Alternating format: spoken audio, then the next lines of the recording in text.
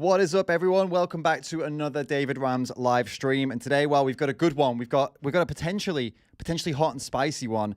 But then again, I mean, when am I doing a non-spicy live stream? To be fair, I mean, they all seem to be a little bit spicy these days. But you guys like that, don't you?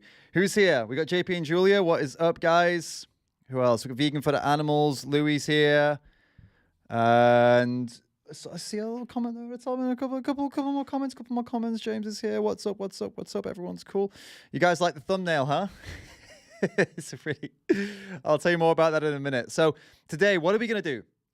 Today, I'm gonna be joined by Carnism Debunked. George is gonna be joining us shortly, and we're gonna go through all of the most common political beliefs that people hold on both sides of the political aisle. So we're going to talk about conservative or right-wing and progressive or left-wing, the values they hold and why they should be vegan based on those values that they hold. So we're not here today trying to teach people something they don't already know. We're not here today to try and tell them they should change their mind on the things no, we're going to take what they believe and the things they tend to stand for, and we're going to steelman them, as in we're going to support those things and not argue with them, and show how believing what they believe directly links to them being vegan, or they should be vegan. So before anyone says anything, okay, about the left, right, political spectrum and the conservatism and the progressivism and all these things, right? We know this is an oversimplification when we say left, right, progressive, conservative. We know people fall across all over the political spectrum. We know it's not clear as that, like night and day, black and white. We're very aware of that, okay? We're not trying to make out like it is that. But for the sake of this video, for the sake of keeping it simple so we can actually have a discussion about these things, that's how we're going to refer to them, okay? So we're going to put a certain side of the aisle and put all the beliefs over there. And we're going to put on the other side of the aisle beliefs over there. There'll be some crossover probably. There'll be some that you might not agree with. The point is, we have to keep it simple, okay? So that's how we're going to do it. Not everybody falls. In fact, hardly anybody falls 100% either way. Most people are like around the middle, left and right of the middle, and they kind of mix and match and all this, their beliefs and stuff. We know this, okay? We know all of this. So just keep that in mind as we move forward, guys.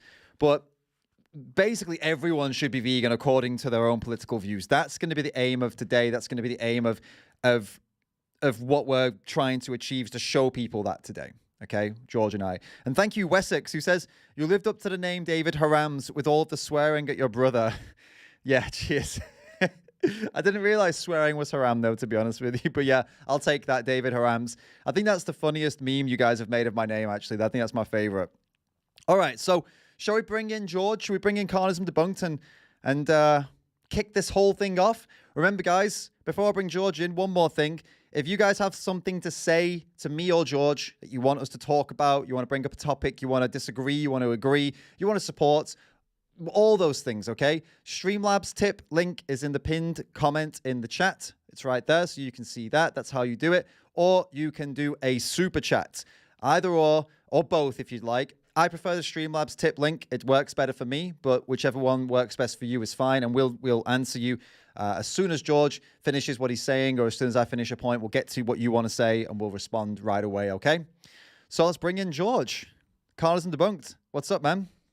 You're on stream. Yeah, good to be on again, David. And yeah, I love the idea of this stream because I think it is, it's charitable to actually look at someone's side of the political spectrum, whatever it is, and instead of just ribbing them for whatever view it is they hold, actually go, okay, so these are your values. Oh, well, did you know that, this is totally compatible to be with veganism? And not only is it compatible, it actually makes sense that you go vegan. Like veganism, I always say about veganism, it's compatible with every philosophy, because the reason people hold the beliefs they hold is ultimately for some kind of altruistic reason, right? Where there's a lot of smearing going on, where it's like, this person holds this view because they're this.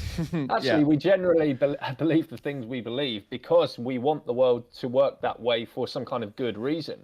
And whatever side of the political spectrum you're on, the views totally aligned with vegan principles. And I think for people who are confused about how that could work, we're really going to get into that stuff today. Oh, yeah, we are. And I like that you mentioned that for people that are confused about how that would work, because there are a ton of vegans out there who just don't understand when we say somebody can have conservative values and be vegan. In fact, most people have conservative values. That's just the reality of it. If we say people with conservative values can't be vegan, we're saying practically no one can be vegan, because even the most lefties have at least one conservative value, so it's a pretty strange thing to but yeah, we'll put a lot of that to bed today, won't we? We'll sort that out as well. Absolutely, yeah. Although just what you were saying a moment ago, you're talking about even the most left people. I'm not sure about those proper box tickers that you often come across in the vegan society, where it's like you have one tiny different view from me on this, you're like banished from the cult kind of thing. I mean, it's like I when I say conservative values, I consider something as simple as celebrating Christmas with your family as a conservative value. If you're a cultural Christian, that's conservatism. That's not progressivism. That's part of being a conservative. It's tradition, right? And so that's what I was getting at more so. Yeah, so but you're right. Maybe some lefties are like, hey, you celebrate Christmas. That's a colonialist holiday or something. I don't know. Maybe. Yeah.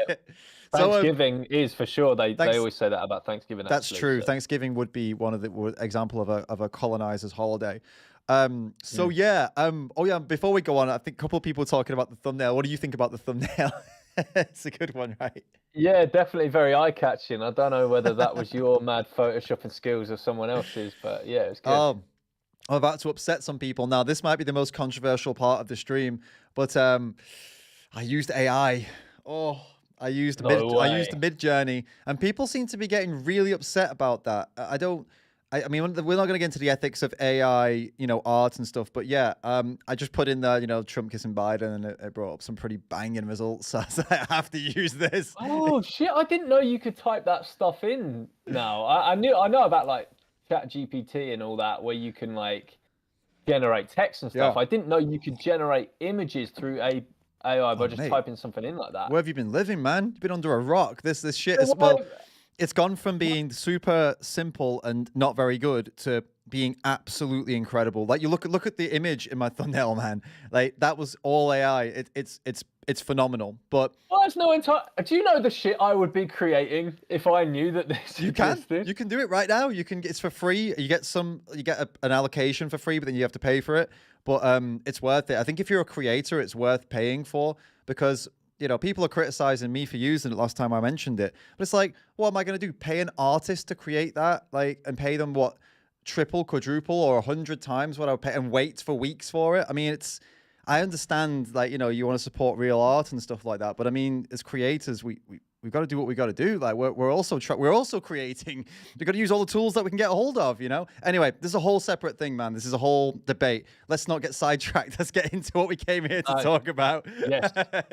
All right, sweet. So let's talk about. We're going to open up with the conservatives. I think the right wingers, and I think that'll soften the that'll soften the audience, the vegan audience, up for the progressives, because that's where we're going to get cancelled for. So I think we should start off with the warm up with the conservatives. So right, we've listed out, haven't we, loads of points that conservatives believe, or like, I don't know, most conservatives believe. It's probably not going to be everyone.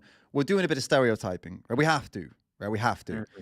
Mm-hmm. Is there one that you wanted to start with? Because I mean, you're my special guest, and this is actually, I brought you on because you're good at spotting. You're very good at observing these hypocrisies in people, and not just hypocrisies, but linking the values into other things, like especially veganism at this point. So, was there any one thing you want to get into first, and then we can kick things off? Oh, there's some juicy stuff here. Yeah, let me have a look here. I think one good thing to maybe the one I'd like to start on, is the idea of personal responsibility. Okay. I think that is a value that conservatives hugely push. They absolutely rib leftists for it. You leftists, you always want someone else to do something for you, and you can't just, you never take personal responsibility for your own actions. And if you're in some kind of situation, or if someone does something bad, you don't blame them, you blame the system. Look at you blaming the system because so and so committed crime or whatever it is. The system spelled CIS though, right? CIS system. Of course. Yeah. But then, David, when it comes to funding the atrocities that happen to animals, of course, it's just someone else's fault, isn't it? Oh, like, don't talk to me, talk to the corporations. Why don't you tell the government about this? Oh, why are you harassing people like me on the street about this? Why don't you go and protest in McDonald's? Hang on, where's that personal responsibility you've been banging on about, mate? Now all of a sudden you're turning into like some woke person, and you're talking about, oh, it's the system's fault that it's this way. It's a good point. So if somebody values personal accountability and responsibility to the point where they will criticize the progressive activists for not taking it, and for, and say, pull your bootstraps up or something like, what is that what they say? Stuff like that. And then, it would make sense that somebody who's saying that, when faced with a vegan, instead of just saying that, oh, I'll change when the system changes, which is a really common thing. I'll change when they make it this, or I'll change when they make it illegal. That's the only thing that'll change me. They put it on. You'd think somebody with those values, well, it would be expected that somebody with that value would listen to an activist, listen to a vegan, and then consider what's being said and think about, am I being hypocritical? That's personal responsibility. That's being accountable for your actions, right? If that's a value you hold strongly, you should be considering what a vegan says rather than just laughing at them, calling them some kind of soy boy. Exactly. And it's just funny how very quickly that it kind of flies out the window when you mention anything about this to them. And there's just this huge amount of laziness when it comes to not being vegan. This is kind of going into another one of the little points that we have down, if you don't mind. But this idea of sort of like the path of least resistance and stuff. We're seeing a lot of this stuff now being pushed in conservative spaces, and saying, stop being such a beta and always choosing the path of least resistance and blah blah blah. And then you sort of talk to a conservative about veganism, and they might say something like, well, but it's just too inconvenient to be vegan. I like eating this and I like eating that. It's like, hold on. I just saw you post like a TikTok yesterday about how stop being a little bitch and go to the gym, and who cares if it's raining outside or something like that. And that promotion you want at work, you better put in the hours and stay after work, without being paid, and actually, go for those things you want instead of blaming others for your own situation and stuff like that. And then they're so lazy as soon as you mention, oh, cool, how about just making these very simple lifestyle changes and just simply swapping this with self-improvement. Exactly. It's they're all about self-improvement. These types of people tends to be anyway about self-improvement. Like you said, I'm going to better myself. I'm going to push myself, go out in the rain, walk to the gym in the rain because I want to get better. And then you say, oh, there's a moral problem here. There's an ethical issue here with what the lifestyle you're living. Well, like you just said, but it's hard though. It's hard though. Wait a minute, since when was that a problem for you as a strong conservative who wants to push himself and push the boundaries and get better and better? And well, you're right. That attitude seems to fall to pieces or go away when they speak into a vegan. You'd expect the opposite. They turn into the very leftists they bemoan, who are like sitting there all lazy and sponging off the state and then blaming others for their own problems or stuff like that. They like turn into that when you mention veganism. It's a good point. And this is also off the back of that. Another one of our points was with the collectivism, right? So they're against collectivism, which I'll give you a very bad definition of that if you don't know what that is, guys. But like collectivism is the idea that, okay, this certain group needs protecting. Like, so for example, women need protection and black people need protection. They're against the idea of these groups being put in a group like that and being spoken for.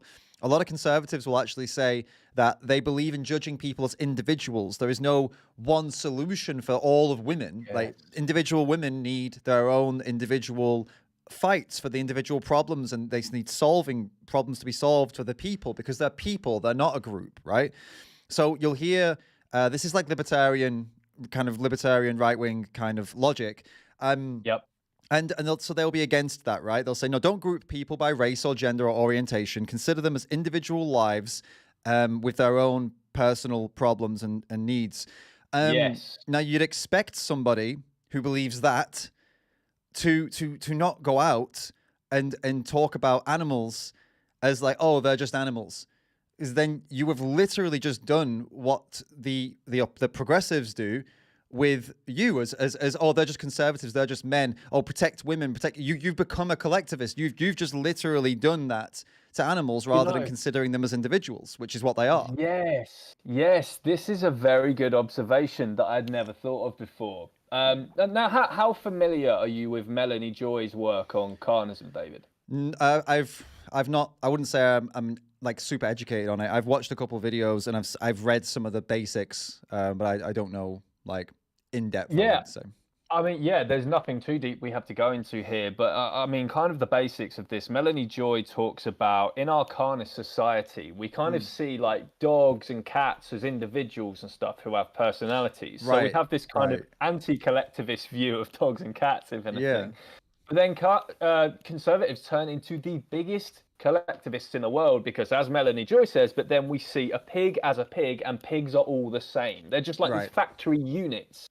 They don't have any individual personalities or behaviors or thing that makes them unique. They're just that. They're just exactly... so again, they're turning into basically the woke people that they condemn every day, who are saying this group thinks like this and this group is all the same. Oh, never trust a cis white male, and a cis white men are all the same. And they demonize. They collectively demonize groups of animals in the same way that the woke mob collectively demonizes, whoever it is that that they don't like at the time in the power structure or whatever it is. Exactly. And you'd expect, again, this is a core value of a lot of conservatives is that the individual is trumps all, like your individuality, your sovereignty, I think that is the other word, trumps all. And it's really, really important that you have that. And it's just, you would expect it to be so clearly linked in, but they don't at all consider animals in that same way. They do turn into exactly what they say the others do on that point. So it's with the so far the values we've gone over, it's very clear that they are completely in line, and actually they're going against their own values when they do what they do to animals. It's inconsistent conservatism, basically. Yeah, absolutely. And this is why, like you said at the start of the stream, David, like so many vegans, because so many vegans are on the left, they find it so hard to understand, just to comprehend at all how conservative values could in any way align with veganism. We've just reeled off like a few there, and it's clear that conservatives should be vegan from these values that they hold. It's clear that they're living a complete contradiction, just as the leftist non-vegans are. Just every bloody one is when it comes to animals.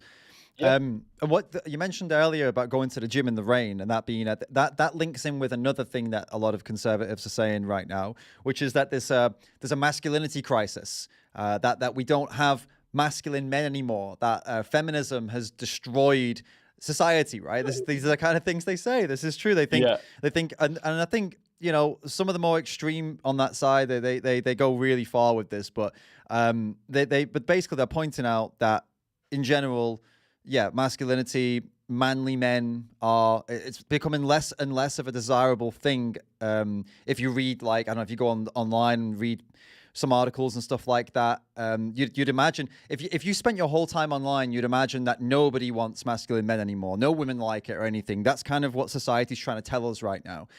So they say stuff like, it's true though. I mean, that's just an objective truth. There's not really many places on the, before this whole, anyway, we're not going to go off. We're not going to give our opinions on this. Let's just talk about what they think. So, so they say men need to be real men again. This is the kind of thing they say. They need to be brave. They need to stand up for what's right. That's what masculinity is. It's about, doing the right thing, strength and courage and all that good stuff, standing up against things that are wrong. Yeah. So you'd expect, here's what you'd expect. You'd expect someone who is actually trying to do that to have the strength and the bravery to protect those who are weaker. Yes. That everyone would agree. Every conservative in the world would say, yes, that's what you should use your strength and courage for, right? To protect the weak. And to resist social pressures, systemic pressures and social norms. Mm-hmm. There was a certain medical procedure recently that I won't mention on the stream. And I noticed mainly people on the right were talking about how it's kind of like a lot of men are being kind of like beta and stuff by caving in to like what the system wants and the social pressures and the pressurization of this. And we need strong masculine men to be able to stand up against this system who's trying to get us to have this procedure and stuff like that. And then once it comes to animal agriculture, David, these guys become the biggest fucking betas, the biggest fucking soy boys on the planet. Like, what is using their own logic, what exactly is masculine here about not resisting the system and actually just pushing this system, pushing all these fucking social pressures? Right. And then to make it twice as fucking bad, the system that the main victims who are being penalized by this system that they're caving into and pushing are the most defenseless beings on the planet. They're not being protectors or providers for these animals. Look, let me give the right wing, alphas, so to speak, some leeway here. There's forms of, violence towards animals that could be considered masculine in, for example, like a self-defense situation, right? Mate, if you go hiking and a bear attacks you, and you get this insane story hits the newspaper, man fights off grizzly bear to protect his family or something like that. Yeah. You think, shit, that's some fucking badass alpha behavior, right? Yeah. What is alpha about locking a pig in a gestation crate with her piglets and they're completely powerless against you? And not only... And then you're even further away from the situation, right? You're not only just doing this to yourself, as if that wasn't beta enough to that pig. You're like paying someone to do it. Like, oh, could you just do this for me, please? I'll just give you this money. Can you just like imprison this animal for me? Oh, I don't want to really get the blood on my hands, by the way. Could you just, it's like, another huge contradiction here. Definitely. And that it's not like it would be, it's that extra level, that extra layer of protection for these alphas makes it worse, but it still wouldn't be alpha to do it. I mean, if you've got the option to not do this, and then you choose to do it, you choose to go out and kill animals that are not as smart as you, not as strong as you, and you've going out with advanced weaponry that is, this isn't alpha at all. This is, it's literally shooting fish in a barrel. Like it pretty much is. You could say this. It's the easiest. It's the path of least resistance. Right. Of least resistance. Like it's shooting fish in a barrel. Quite literally in some cases. Look at things like actual fishing events. Where it's not like you're stranded at sea or something like that. You're literally going to a lake where you've paid someone to put like thousands of fish. That's wild. It's the same with hunting. They're usually these kind of sites where they are they're managed, aren't they? They're managed sites a lot of the time when they go hunting. Hand hunting, right? So they're actually putting the animals into the area to be as vulnerable as possible for you to be able to shoot. This isn't like some kind of weird gladiator arena where it's like, right, we're going to throw you one-on-one into an arena now with a crocodile and you're going to fight them to the death. Yeah. This is just doing everything in your power, essentially, to get away completely unharmed, unscathed, not even face a single consequence of your actions, and just bully someone, essentially. Yeah, what kind of alpha behavior is this? It isn't. And as a someone who's concerned with personal accountability, standing for what's right, using strength and courage to fight against social pressures when the government and you know a lot of people are trying to make you do something that you don't believe in, and you're being told it's the right thing to stand up, it's the right thing, and it's the to be a conservative. It's about that. It's about the kind of, well, what is this then? How does this fit into that? And this, as an individual, as a personal value for yourself, to stand for what is right and make yourself heard, and take the path of most resistance, even when it gets tough, you keep going. These are all values that conservatives like to espouse, or like say they follow. It doesn't seem that way when they're doing this stuff. Exactly. Vegans are the most personally responsible people in society. Vegans are the biggest protectors of the weak in the society, and vegans are the ones who take the path of the most resistance out of anyone in society. Absolutely. 99% of people are against us. Yeah, right. So vegans are all these things that conservatives want, that they say they are. It's like, well, hold on, we're setting the example here for you, conservatives, of how to be these exact things. Exactly. And you know what? The stuff we focused on so far has been about, it's all been basically personal accountability. We've kind of started with personal accountability and responsibility, and we've kind of branched off from that. But now we're going to get into the probably spiciest area of the conservative world, of the right-wing conservative, whatever you want to call it, world. Because now we're going to talk about the core values they have when it's kind of regarding other people, and the kind of things they are for or against, and how that kind of links in also with veganism. Because the things we talked about now, I think, are mostly social, but there are some big political issues that conservatives take one side on. And the reasons why they take the side, the logic behind it, we can debate about it all day, whatever. We can agree or disagree. We're not trying to convince people either way here today. We're just going to work with what they believe and show why, even if they believe that, even if we don't agree with it, it's still inconsistent to not be vegan. So let's talk about first thing I've got here. We'll start with a softer one because we've got some that are not so soft here. Okay, immigration. All right, so conservatives, at least the most popular kind of commentators, again, we're just blanket statement in here because it's just a lot to go into if we try and go into everyone's individual crap. But okay, they tend to be against immigration, or they want very controlled immigration. That's what I've seen coming from the conservative camps. We're talking about like Western conservative here, US, UK, and probably most of Europe, right? So they want very, very controlled immigration, and for the reasons we were talking about with George, that they don't want their culture to be changed and overtaken by another culture. They want to maintain their culture. And then we kind of dug into why do you think they want that? Well, let's be charitable. They're probably trying to preserve what they think is the best culture. They don't want the citizens of their country to be harmed by other cultures that are worse, or other ideologies that they believe are worse. They don't want people being able to come into the country who are dangerous. They want stricter controls to stop dangerous people coming in.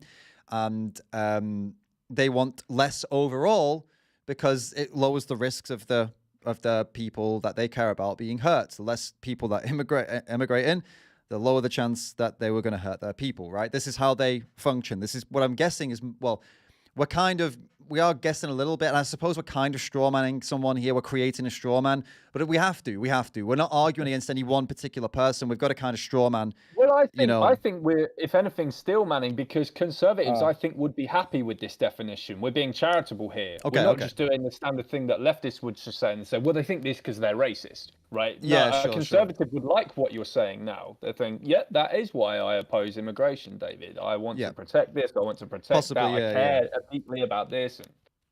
Yeah, possibly. You're right. Yeah, you're possibly right. So I guess we've been charitable here. You're right. Yeah, absolutely. So let's zone this in then. So right, I want to limit immigration. I'm a conservative. I want to limit immigration because I want to protect my people, the most innocent, the innocent people, the citizens. Well, if that's you, if you're someone who believes that I want to protect my citizens from outside harms, the most innocent citizens of your country are not people by a long shot. They're animals. Because if you take the most innocent people in your country, that would be what? Children and babies. Why are they the most innocent? The cognitive ability is very low. They can't defend themselves. They can't speak. They are physically incapable of doing anything to stop you from hurting them. So that's why also conservatives, and we'll get onto this later, they're big on protecting children for the same reasons. And we'll get into specifics on that later. Yeah. So if that's the aim, is to protect the most vulnerable, the most defenseless, then animals are that, because at least human children have the fact that they're human. And that gives them a lot of rights in society, gives them human rights. It gives them the right to, pretty much to do anything to a child, like exploitation-wise or harm, is illegal, right? And there are some exceptions, like there are certain operations parents can do to their children. There's certain things parents are legally allowed to do to their children. But even that's starting to get questioned these days, like things like circumcision and stuff. Even that's starting to get a bad rap because it's pretty fucked up, isn't it? Let's be honest, right? Yeah. So yeah, now let's take that point. Actually, people are starting to debate circumcision because they're saying even that's bad for a child, right? Even though the child will be under anesthesia, even though they won't remember it when they're older, they'll live to a grand old age and it won't hurt them when they're older, really. It probably won't even impact them at all. They're doing similar operations to animals without anesthesia. They're chopping the tails off pigs. They're chopping the beaks off chickens. They're shoving their arms inside cows. And these animals, they're basically children in the fact they can't speak. They can't defend themselves. They're enslaved. They're bred into captivity. And conservatives keep talking lately. I keep hearing them use this word mutilations. That's like really good. Yeah, I see where you're going. That's a good point. Yeah, absolutely. Like they push these documentaries like the What Is a Woman documentary, where Matt Walsh is he's grilling this doctor who performs trans surgeries, and so you mutilate children without their consent and blah blah blah. Yep. Do they know what happens in animal farming? Do they know that they are being the biggest mutilators of the innocent in society? Absolutely. By buying like bacon and stuff like that? What are these things happening in farms to these innocent childlike beings, if not mutilations? Absolutely. So why do they keep shoving this word around out there while they're funding it? Absolutely. And we're going to get that'll be the next point we'll get onto. But yeah, to close off the last point, like if you are somebody who is trying to protect your local citizens from the negative impacts of mass immigration, or in your perceived ideas of the negative impacts of mass immigration, I mean, that's okay, fine. If that's if you're doing it because you think it's good, and okay, well, I mean, who could argue with that? Or there's a debate to be had, but you think you're doing good. Think about the citizens of your country that are non-human, and think about what they are already going through as well. I mean, if your goal in life is to protect the innocent from outside danger, from outside threat, you are the threat. You are the danger to those animals. That you are it. So if you want to protect the most innocent, then okay, well, you should go vegan as well then. And on to the kids thing. So this is definitely going to be a spicy topic, but it's the trans kids topic. Conservatives are going wild about this right now. They are, like you said, there was Matt Walsh in the documentary. There's just every day there's this like tweets, videos. Look at these people look at these groomers, these mutilating kids. There's this. They are pumping them full of drugs, David. Pumping the kids with drugs. Pumping the kids full of drugs and the hormone blockers. And they are. It's like they're a wolf smelt blood, right? They are on it. They're not stopping with this. Or they're like a crocodile on the death roll. You know what I mean? It's just like they're like, I'm not going to stop until we've really. So they're really going for this right now. And okay, we can say there's lots of reasons why, and we could do what the typical kind of left response would be: they're transphobic. That's why. It's because they hate trans people. But let's be charitable, and let's try and be charitable. So they're doing this. Why? Because they claim to care about children. They claim to want to protect children. Children are innocent. They just stopped believing in Santa Claus. Why are you letting them make decisions about their bodies that can affect them for life? Right? You mutilate, they say. Drugs that will impact them for life. Because this is, by the way, this is an objective fact that they, with some of these drugs, they do impact the children for life if they take them before puberty. Okay, that's a fact. That's not a. This is something that some people get confused. It does. It can cause really. I'm not going to get into the specifics because it's really horrible and it's off topic. But yeah, So that's what they're claiming the reason is, right? That it's not enough. There's not enough limits. There's not enough steps. There's not enough this. There's not enough therapy. There's all these things, right? We need to protect children. Well, George, you just said it. If you want to protect the children from being manipulated, from being what's the word again? It just went out of my head. Mutilated, because they're innocent and defenseless and they don't, have a say in it really because they're children. Well, you just said, dude. Like animals, the mutilation of animals is phenomenal, and they're in the same position. They're actually lower than children in terms of mentally. And I want to say to any conservative non-vegan who is watching this stream right now, when you watch that, a documentary like "What Is a Woman" or whatever, and you get angry at whoever this doctor is, whatever, you are that doctor to animals. Absolutely. You are the one enacting mutilations onto these innocent beings. You are the one paying for these innocent beings to be pumped full of drugs. The amount of drug use in the animal abuse industries, the mutilations and the drug use you are funding to happen towards the most innocent, precious beings on the planet. You are this doctor that you hate. Yeah, absolutely. So when are you going to change? When are you actually going to pull your finger out and actually start living in line with these values? If you're so angry about this happening to children, why on earth are you not angry about this happening to little lambs and little baby goats and piglets? This is absurd. Yeah, and the difference, and you don't even need, the thing is, if you want to be an activist or whatever, you want to speak about children because you value human children more than a chicken or a cow, that's not even what we're trying to convince anyone of. They're trying to convince you to value them equally, trying to convince you to do the basic bare minimum of not putting a chicken through that, of not putting a chicken through having their beak cut off. You care about young girls having their breasts cut off at a young age. You say that's mutilation. You say they shouldn't be allowed to do that as children, right? But you're paying for someone to cut the beak off a chicken, to cut the tail off a pig, live animals, to burn the horns off a cow. When they just start growing the horns, when they're really young, they burn them off. They sear them off with like a hot iron. You're paying for all of that. They're pumping full of drugs. You're bothered about the children taking hormone blockers. They're pumping animals full of all kinds of drugs, hormones and antibiotics to get them to do what they want them to do, and so they don't get sick because thousands of them get crammed into a small space. And if they don't give them antibiotics, they'll end up dying of some horrible disease that's spreading around there. And then it even goes further than that, David, because this even impacts their own children that they're feeding in certain countries. Like in the States, for example, the animals there are pumped full of growth hormones, and the kids are eating these fucking hormones when they drink dairy, when they beef, whatever. Conservatives are pumping drugs into their own kids. I thought you were against this. Exactly. And as someone did mention in the comments just now, the animals themselves are children. They're not adult animals. Not that it matters, because even as adults, they're still at the level of mentally as children. But it still matters for the sake of, for the optics of it.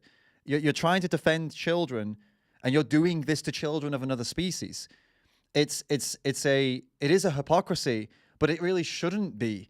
These values align massively. Like it's wild to me that someone wouldn't make that connection, that more conservatives don't make the connection. Because right now, this is a hot button topic. This is the thing that practically like 99% of conservatives are talking about.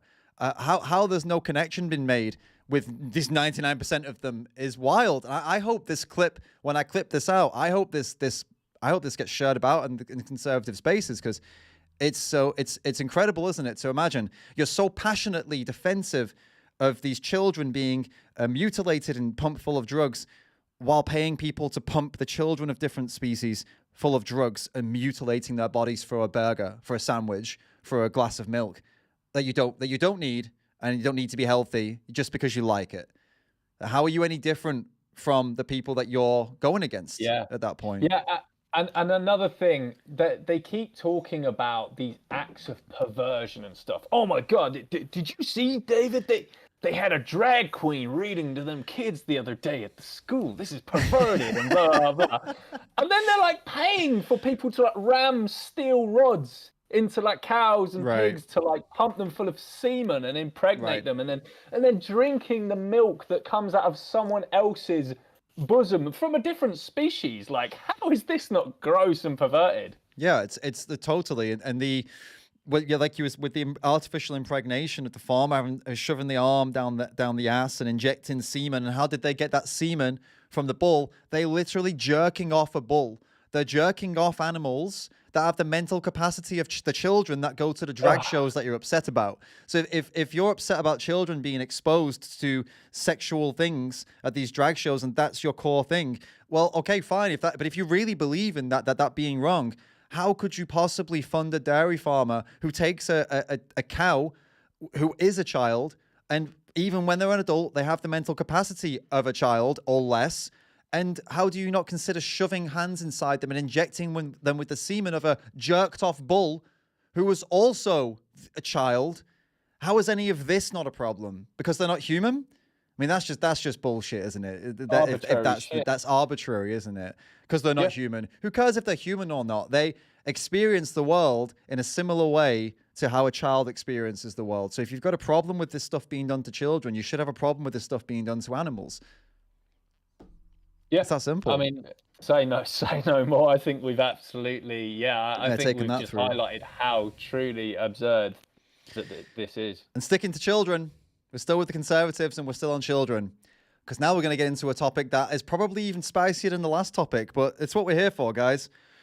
Okay, I don't think we can say the A word, by the way. I think YouTube doesn't like the A word, so if we can avoid that. But we're going to talk about pro-life, okay? Pro-life, pro-choice, that whole debate. So most conservatives, pro-life. They are pro-life because they say like the fetus, unborn baby, unborn child, is valuable. Life is life. They even say stuff like this. Life is life. Isn't that a chant they have or something like that? They should respect life. They call it murder when somebody goes and gets rid of the baby, right? They call pro-choice people murderers. And so why exactly is that? They believe that this life, they value this life extremely highly, and they think the life needs protection. That's why they're so aggressive about this, right? David, while we're here, I've thought of another thing, but this ties into this. So this is kind of wandering off topic, but it's on the topic as well. All lives matter, David. All lives matter. Well, okay, we're gonna have to come back to that, I think. But that's good. That's good. Okay. That's a good point to bring up. Yeah, I'll write that absolutely. down. But this is so relevant to this as well. The idea is that they cherish life, and life is valuable, and all lives matter, and whoever's life it is, it matters, and it's valuable, and it has to be protected, and it has to be spoken for. And we get to veganism. Yeah. Anyway, so with the baby, the idea is this is a vulnerable, helpless, defenseless baby that is at the beck and whim, I don't know, at the whims of the mother. And this mother can do anything, she can legally do anything she wants with that baby while the baby is in her womb. And this poor, innocent, defenseless baby is just, helpless. That's the argumentation they use, right? And then, I mean, we've just described what happens to animals in farming.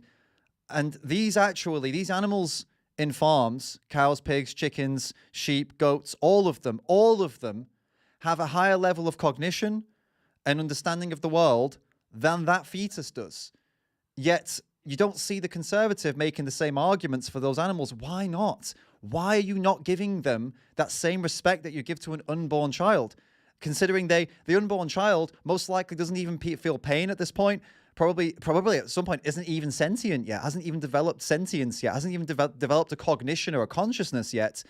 And you would give them the right to life, but you won't give the right to life to a fully conscious, fully sentient cow, pig, chicken, or sheep that are actually intelligent as well as that. It's not just like that they're big lumps of sentient dumbness. They're actually smart animals as well. That doesn't matter, but it doesn't. It's not like it would be a reason to kill them if they were dumb. But they're not dumb. Yeah, it's incredible. How is this? How is that? How does that make sense? How does that make sense, guys? Come on.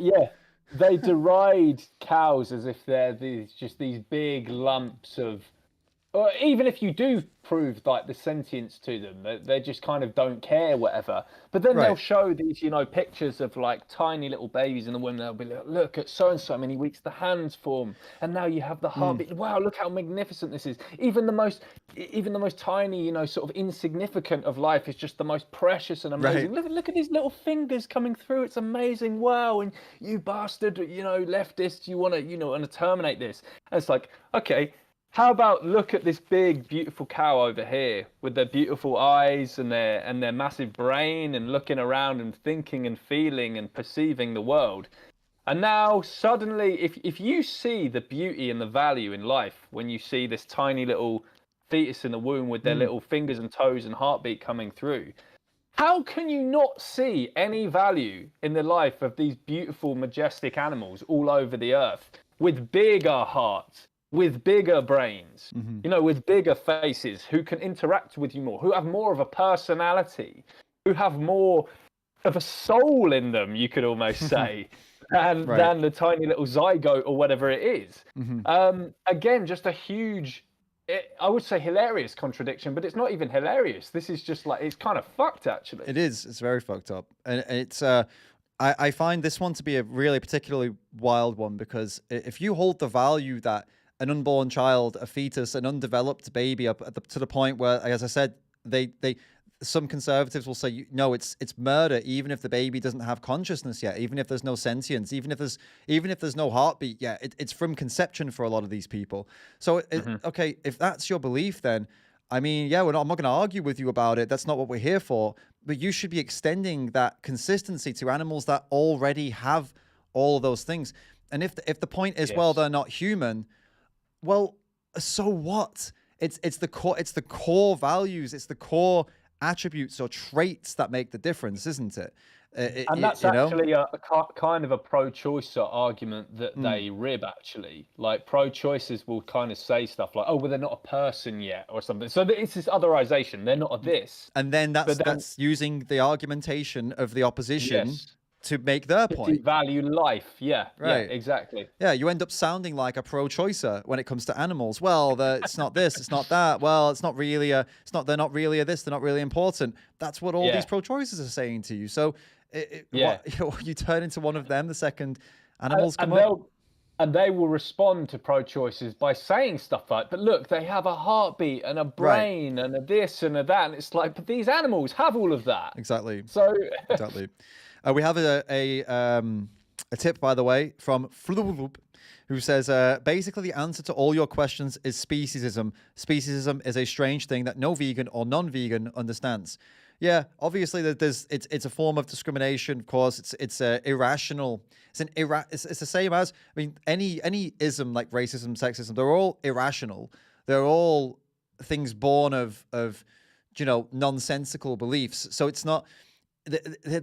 Some elements of it you can explain, in someone's social conditioning and upbringing and stuff like that. But the thing itself makes no sense. Discrimination itself doesn't tend to make any sense. Neither does this one, really. It's just kind of things that we tell ourselves, and like ways that we lean because of, I don't know, something your dad said to you when you were 5 or something. These things that we can understand how they get to that point, but the actual why they think it, usually there's not an answer to it. It's just, I was taught this. Okay, but that's not why you think it, though. Like, why do you think it? There is no basis or foundation. It just is. It's just what I think. It's just because my dad told me it was right. That's usually, or my mum or whatever. It's kind of. But thank you for the tip. That's a good point. It's a good point. And you wanted to talk about the All Lives Matter thing. So that was like a response to the Black Lives Matter movement, right? When they started, conservatives were started to say all lives matter, and I suppose that's just kind of on the nose, very blatant irony that they clearly don't matter, because sentient lives, sentient animals with families and friends who feel pain and suffer, they're happy to continue putting them in slaughterhouses and farms for a burger. So all lives clearly don't matter. And we have to just put the gargantuan numbers here into perspective, David. I mean, if they respond to a Black Lives Matter advocate by saying all lives matter, you'd at least think the word all means, like, at least, even if they don't literally mean all, they mean like the majority of. Did conservatives not know that How many humans die in the world every year, David? I don't know, a few 100 million maybe every year. Possibly. I don't know.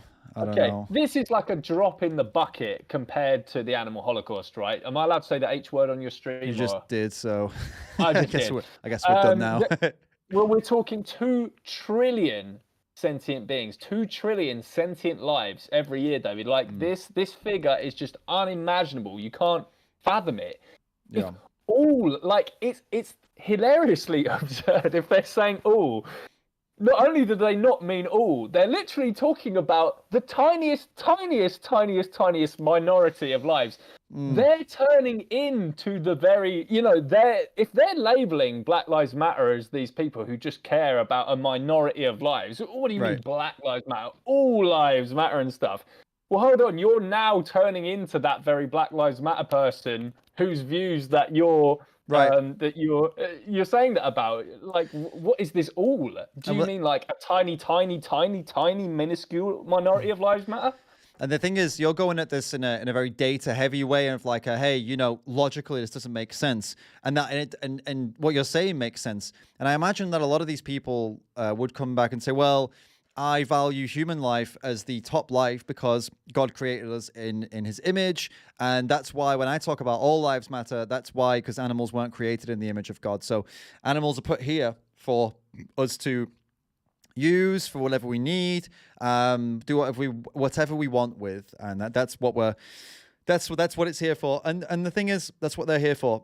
And the conservatives, the religious ones, would also say something along the lines of, we should treat the world well. We should live a good life according to whichever God I follow, and not allow demonic forces inside myself or to influence me. These demonic forces, and they would say that this whole drag queen story thing with the kids is demonic. They would say the trans kids is demonic. The mutilation of children, they're saying it's demonic. They use demonic quite a lot, I've noticed. The pro-choicers is demonic, right? And I mean, you know where I'm going with this. Guys, I really hope a conservative's watching this right now, someone who uses that word. Tell me what's more demonic than breeding innocent, helpless animals with cognition of an understanding as low as children, as human children, and lower, breeding them into existence, into confinement in farms, to live inside for their entire life, or most of their life, or at least most of their life basically in slavery. They'll never be free, ever. And their only purpose is to be used. Their bodies are used for resources. And then when it's over, they'll be shot in their head and they'll have their throats slit. Or in some cases, electrocuted if they're chickens. Or if they're pigs, they'll be thrown in a gas chamber and then have their throats slit. Tell me, what can you think of that's more demonic than that to be done to any living creature that's sentient and feeling and emotional and has pain and family and friends and has a personality? I can't think of anything more demonic than what I've just described. So if that's what we're after here as conservatives, if I'm with you on this, right, and I'm also a big believer in God and stuff, I mean, I'm looking at that. That's the devil. That's demonic. That's demons at play, isn't it? Right? It's that whole thing. If you're in a room with the devil and Jesus, and a chicken's in the room, who kills the chicken? Who slits the chicken's throat? It isn't Jesus, is it? Right? It's the bloody devil. So yeah, and I loved what Gary Yourofsky said about this. He said, if God condones, enslaving mother elephants at the circus and putting them in chains, if God condones kidnapping calves from their mothers in the dairy industry and then slitting their throats, if God condones mass breeding chickens by the billion every year and turning them into burgers, then what does the devil do? He says, he screamed. Like he said he was doing like a lecture at a class, and they started coming in with all these God-though objections about that, and he said that to them, and the classroom just fell silent. So yeah. I would love any person watching this stream right now. Yeah, if God condones all that, what does the devil do? Tell us in the chat. Absolutely. And who would want to believe that their God would condone all of that. I mean, what kind of, most people are following a God not out of fear, but out of love. And because their God is the bringer of peace. Everyone believes that about their own God, unless you follow some kind of crazy, I don't know, kind of crazy old school religion, or unless you're an Old Testament Christian, and then you're just fucking terrified of God, and that's why you're a Christian. But it depends on which book and which. Okay, but the point is, if you believe your God is all about peace and love and would do the right thing, if your prophet would come back and would teach you the right thing, would they be teaching you to continue doing this to animals at this point, with all the information we have, with all the possibilities we have, with everything we know about how we can live very healthily and happily without any of it? Do you really think that if a messenger came back with a message from God, he'd be saying, or she'd be saying, oh yeah, keep doing it. Keep slicing those animals' throats. Keep on breeding them into the billions and abusing their bodies and like. It's wild if you think that's what your God would want, and what kind of God are you following? And that's not me throwing shade at you and your religion. That's me telling you I think that you've probably got it pretty wrong, because you would agree, you must agree that any peaceful entity, any peaceful deity that actually wants love and peace would be telling you, stop fucking doing that now. Stop doing that. That's not good. Yeah, isn't gluttony one of the 7 deadly sins? Right. You know? Right. I mean, and people, and yet religious people are sitting there on their sofa eating pizza and then justifying.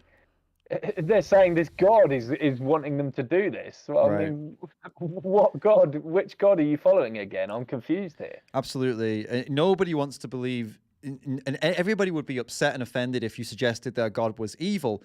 That's not what we're doing. But the way you're behaving suggests that your God is evil. Because if you follow God and you're engaging in these horrible acts, then you are saying that, oh, my God allows this. You are painting your own God as evil. Yeah, that's what's happening here. No one's telling you. You know what I mean? That's exactly what's happening here. the And if God that's of greed and gluttony. right, Yeah, exactly. and if that doesn't feel good, like that you think your God would be ashamed of you, then you got that's you got to change then, and and stop acting. Stop behaving in a way that makes it seem like you follow some kind of evil God, because it does seem that way when you try to use God to justify this horrific violence to animals. It seems like you're trying to tell us your God is an evil God. That doesn't make sense. It doesn't make sense at all if it's not what you believe, right? And that brings us, I guess, to another good point here about, considering we're talking about religion now, and this probably wasn't something you were able to do for a very long time throughout history, and we're allowed to do this now because of free speech in the West, at least. Anyway, there are free speech laws now that protect you and I from having conversations like this. So we can be socially condemned, but we can't be arrested for it in most countries now. In my country, I probably could, but not in England or in most of the West. So. And that's something that the Conservatives are really on board with, and especially more recently, talking about free speech. They're really pushing the free speech stuff at this point, and why is that exactly? George, do you want to go through why you think that's a big thing right now? I'm going to change my light battery; it just went off. I'll let you go for a minute. I mean, I think unless you've been living in a cave for however many years, you can tell right now that free speech is under attack in society. People are being, with the rise of cancel culture and stuff of late, we're definitely seeing that people are more scared than ever to be able to say what they think. And so protection of free speech is a major interest now. I think people are finding it a very important value to uphold. And they think if free speech isn't protected, we're going to ultimately drift away. Like there's going to be, it's destroying the fabric of society ultimately, because you're just going to be pandering to whatever the current view is, whatever it is, and be ostracized based on your beliefs just in case you don't align with whatever view that is. Exactly. And the biggest risk that I've seen Conservatives get into is that if we don't protect free speech, and if we lose free speech, i.e. if the government, including like the big social media giants, if they're able to shut you down for opinions that aren't matching the narrative or whatever, then we'll end up in a position of, okay, who gets to decide who gets free speech or who doesn't? Who gets to decide who has the right opinions? If we start giving that power to governments and big tech, then basically we're leaving that up to people's political leanings and opinions to decide who is allowed to speak and who isn't allowed to speak. And that's incredibly dangerous, because it's only a matter of time before you become the one. Like, it's great when you're in the driving seat and you're, haha, I'll shut you down, meat eaters. Now you can't say things. Okay, great. But then how long until that spins around on you? Because now you've given people the power to shut down opinions they don't like. Well, what about when you have an opinion they don't like? Right? So this is the big risk of it. So the reason they're pro free speech, being charitable, is because they don't want people's voices to be silenced for simply having opinions that don't match with the narrative or whatever. They're about not censoring people and shutting people down. Now, how does this link in with veganism, and why should anybody holding those views also be vegan? Well, they are doing exactly that to animals. They are shutting down the voices of animals, silencing them. They don't speak a human language, of course, but it's not just that. They actively censor what happens to animals, actively. We build the highest walls for slaughterhouses and farms. We keep them far away from the main areas where people live because people don't want to hear the screaming. They want to keep them away. There are laws. There are literal laws in place to protect farmers from the public who want to expose what's going on in there. If you go in some places, and a lot of places across the West, if you film that, put it on YouTube, you can go to jail. You can be fined and go to jail for this kind of stuff. They've got laws to stop you from filming and distributing what happens inside these places. And I'm not talking about people's like privacy and stuff. Like, you can black people's faces out. They don't care. You're just not allowed to film inside these places. So if you're ACAB laws. ACAB, if you're pro free speech and you don't believe in the censorship, then why are you censoring, first of all, censoring the voices of those animals, which, as I've said, they don't speak any human language, but their cries and screams and the body language tells you very clearly they're begging for their lives when they're thrashing and trying to get away from a knife or a gun or a bolt gun. Okay, so you're ignoring that. You're censoring it off of certain parts of the internet and social media, or at least if you're pro free speech, you should be fighting for the activists to get that up, but you're not. And actually, these people are mocking the activists most of the time. They're laughing about them getting shut down, and so that's a big inconsistency here. And why aren't they supporting our right to protest? So they always say stuff like, you vegans, why are you out doing this? It's a free country. And then you'll say to them, well, isn't part and parcel of a free country and freedom of speech, isn't that my right to go out on the streets and talk about why it's immoral that you eat animals?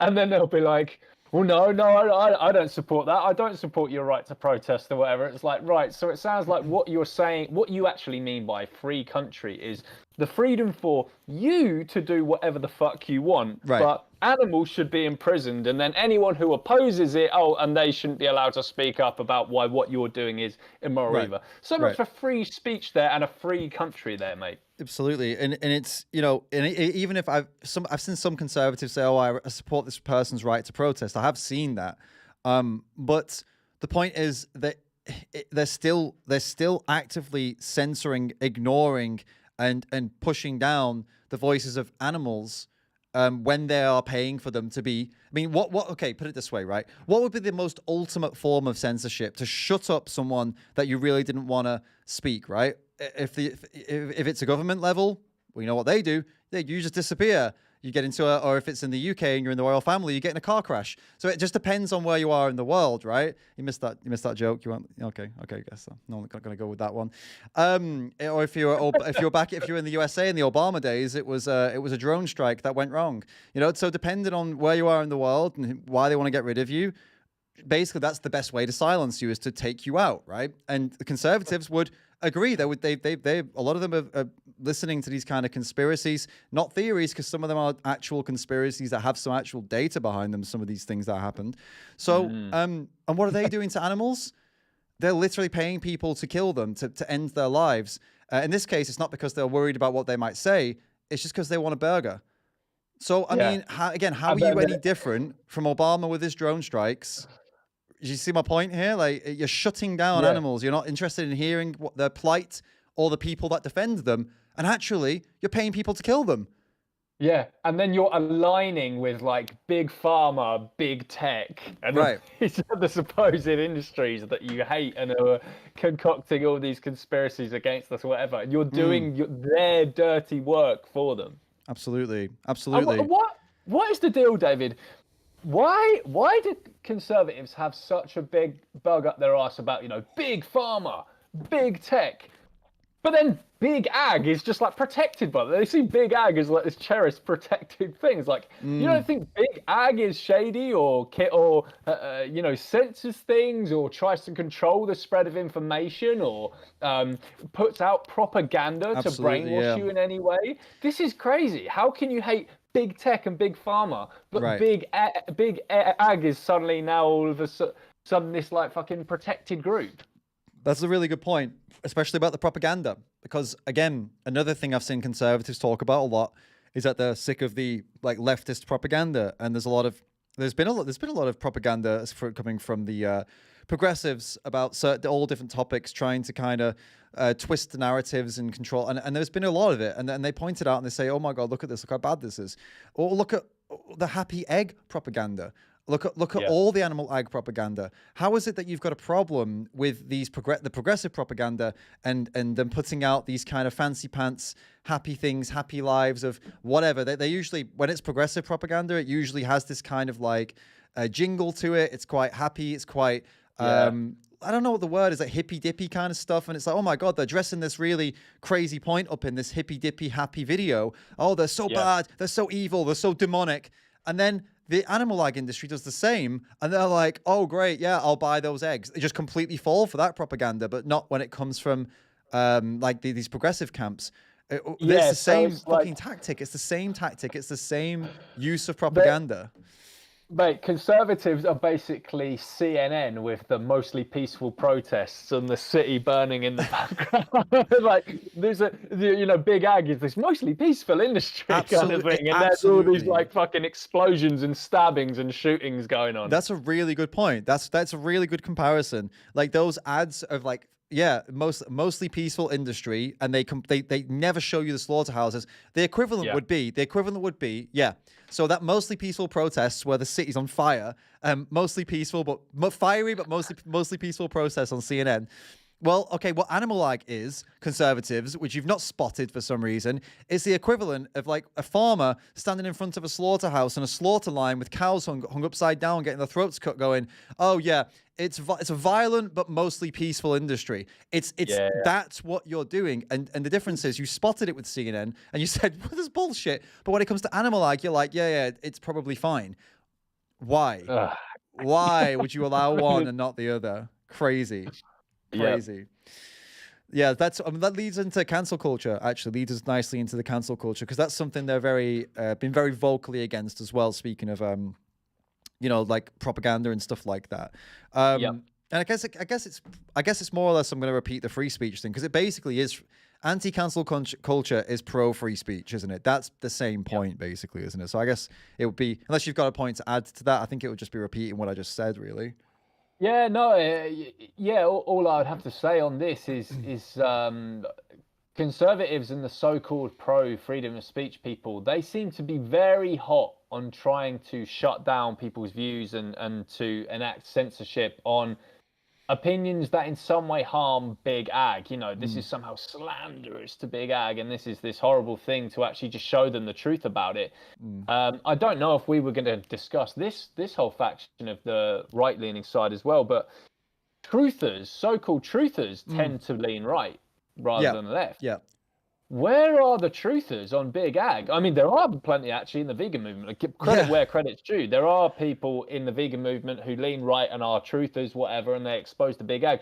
But 99.9% of the quote-unquote truthers, they're in bed with big ag. Yeah. They're pushing big ag propaganda, and then they're shouting down the vegans who are being the quote-unquote truthers about this, for actually exposing what's happening in these big, powerful entities.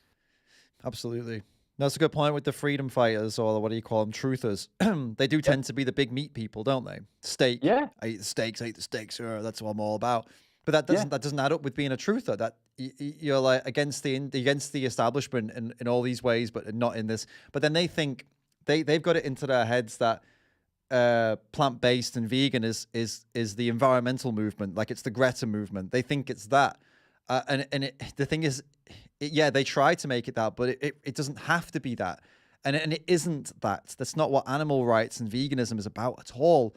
And there's this big misconception there. We've not talked about. Look at what we've done over an hour. We've only talked about the ethics, the animals, the sentience, the personalities, what these things that are valuable about a being. That's all this is about. It's got nothing. The environmental stuff. If you want to be critical of like the Greta of the world, the Gretas of the world, and all that stuff, you want to say it's all a conspiracy and blah blah blah. You can do all of that while not putting animals through all of that. You don't need to be some kind of environmentalist to be a vegan. They're not inherently connected at all. You don't have to be into all of that. You can be just as critical, right? Just as critical. Yeah, I totally agree with you there, David. While veganism does benefit the environment, I don't think veganism is about the environment. No. And you are more than welcome in the animal rights movement if you have any kind of suspicions about the environmental movement, blah, blah, blah. You don't have to buy anything that Bill Gates is pushing, whatever. No. You don't have to buy the Beyond Burger or any of this stuff that you say is part of the global world agenda or anything like that. If you're against soy, you don't have to eat soy. In fact, maybe we could go into the soy stuff. You know, did we want to talk about the soy point actually, David? What, that they think soy is? Yeah, we should have got into that with the masculinity thing. But yeah, they think soy is making men into women. They think it's increasing estrogen, stuff like that, don't they? Right. Which these are the facts over feelings, people. It doesn't take 2 minutes to do a bit of research on that. Yes. I mean, well, we can do it though. We can. Do you want to explain it? Non-vegans are the biggest soy boys of all. 98% of the world's farmed soy, I think, is fed to farmed animals. Or it's a very high figure anyway. It's somewhere up in the 80, 90 something percent. And even aside from the soy estrogen or whatever it is they're saying they're getting through that will be in the milk and the stuff like that they're drinking, as well as the actual estrogen that genuinely is in milk. It's most of the human consumed soy from soy, like actually isolated, some stuff like soy sauce and stuff like that, is eaten by non-vegans anyway. I don't know why there's this right. I don't know why that veganism has nothing to do with soy. I just want to put that out there. Soy is just one bean in a world of however many thousand things. Can people please stop associating veganism with soy, especially as it's far more relevant to non-veganism? It is. I think the thing with soy is that it's used in a lot of the vegan meat alternatives, and people seem to think that that's what you need to get. If you're going to be vegan, you're going to drink soy milk and you're going to eat soy burgers. That's the assumption. And yeah, I mean, there's a lot of soy burgers out there. There's a lot of soy milk out there. But the idea that these things are bad for you because soy has estrogen, that's the problem. That takes 2 minutes to research, and you find out it's not real estrogen, it's phytoestrogen, plant estrogen. It doesn't have the same impact on the body at all that estrogen does. And actually, cow's milk is packed with actual mammalian estrogen, as in estrogen that impacts mammals is found in cow's milk, right? So if you've got a problem with that, the cow's milk should be the first thing you stop. And you don't even need to drink soy milk instead. You can do almond milk. You could do rice milk. You could do hemp milk. I wouldn't recommend it though, it's grim. You could do, I don't know, oat milk is a favorite for most people. But to be honest with you, soy milk's great because it's packed with protein. So just get over this ick factor, this idea that you're going to grow boobs. Trust me, if you could grow boobs from soy, I'd have massive big pecs by now, but I don't. And I don't have moobs either, okay? It doesn't impact you like that. You won't find anyone on earth who grew moobs or some kind of breasts from drinking too much soy milk. It's not going to happen. There's a saying, if soy actually did grow boobs, it would be the #1 selling food on the planet. Oh yeah, I mean those those trans kids we talked about earlier wouldn't have to get any surgeries or anything, would they? They'd be able to just fucking smash the soy milk.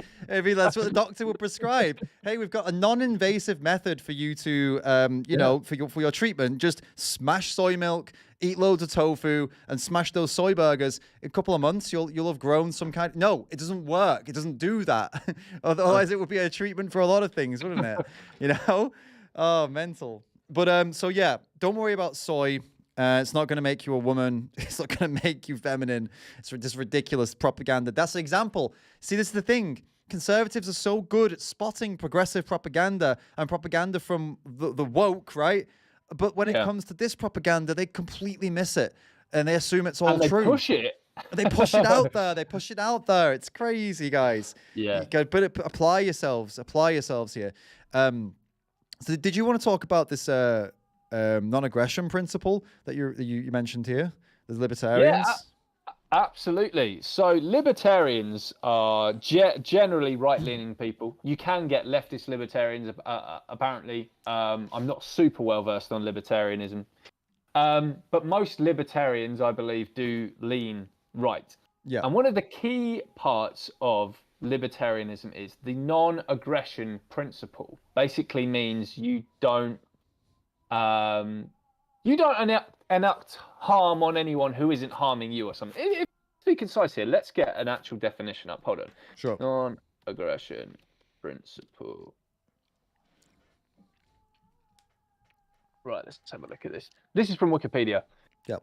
The non-aggression principle, also called the non-aggression axiom, is a concept in which aggression, defined as initiating or threatening any forceful interference against an individual, their property, or promises, for which the aggressor is liable and in which the individual is the counterparty, is inherently wrong. So that means any kind of violating someone's rights in any way, any kind of act of aggression is inherently wrong. So you have to have a society built on mutual consent, on not impacting others' liberty in any way, and not enacting any form of aggression onto other people. So it's this idea of individual liberty, you leave me alone, I leave you alone, kind of thing. Well, what's happening here in animal agriculture? Why are you not applying the non-aggression principle here? Are animals not sentient beings who deserve who have their own bodily autonomy? Do they not deserve to have their rights protected from all these horrific things that you're paying to happen to them? What is this arbitrary cutoff point that you're seeing between like an animal and a human being?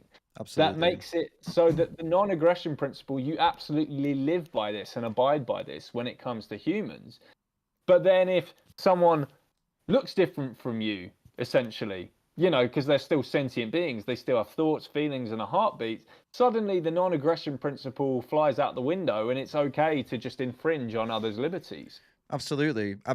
And libertarians, from what I've seen, they tend to be very passionate about being a libertarian. Like it's something they're proud of. It's something they'll talk about, and they'll talk about these values. And I've seen it from being exposed to it by Johnny Hoddle from Twitter. And now that I follow him, I see a few people he follows, and they're quite proud people. I've noticed they're they're proud people. That's just the best way of putting it. And they seem quite reasonable as well. Like, less reactive than the general conservative you come across. They seem to be less kind of frothy at the mouth at the progressives. They're more kind of based, you know, more calm and more so it again, with those values and that kind of attitude and that kind of pride in being a libertarian, because of this non-aggressive principle as one of the things, and the individual matters, not the collective, and it's all about that. Yes, we look after each other and we look after ourselves and we don't harm each other. And I mean, wow, that sounds like a bloody vegan. That is exactly what we say, and most vegans do extend this to other people as well. You'll very rarely hear a vegan say, "I believe in leaving animals to it and not trying my best to not harm them in any way, and just trying to keep my life out of their life, rescue them obviously if I can. But other than that, I just try not to impede on them, right?" And then if someone says, "What about people?" "No, fuck it, I love stabbing people." No, usually they're like, "Yes, also people. I do my best to not impede on anybody else." The vegan philosophy tends to apply. People apply it to everyone, because why wouldn't you? Why wouldn't you? It's a great philosophy to have towards animals. Why would you not apply it to people too? You know, so libertarians, you'd expect that they would have made that link as well, like all of them, right? Because we did. We made it to humans, even people that didn't give a shit. Dude, let me tell you something before. Sorry, I'm gonna get this out. Before I was vegan, I wasn't necessarily like a big human person. I was like, whatever. I didn't really have these values. And then when I went vegan and started to learn all these, you know, all these values and all this philosophy of life towards animals, it was almost immediate. I immediately applied it to people. It was almost like, how could I not? I've learned all of this great way of living with other sentient beings and trying to be like this. Well, of course now I'm gonna extend that.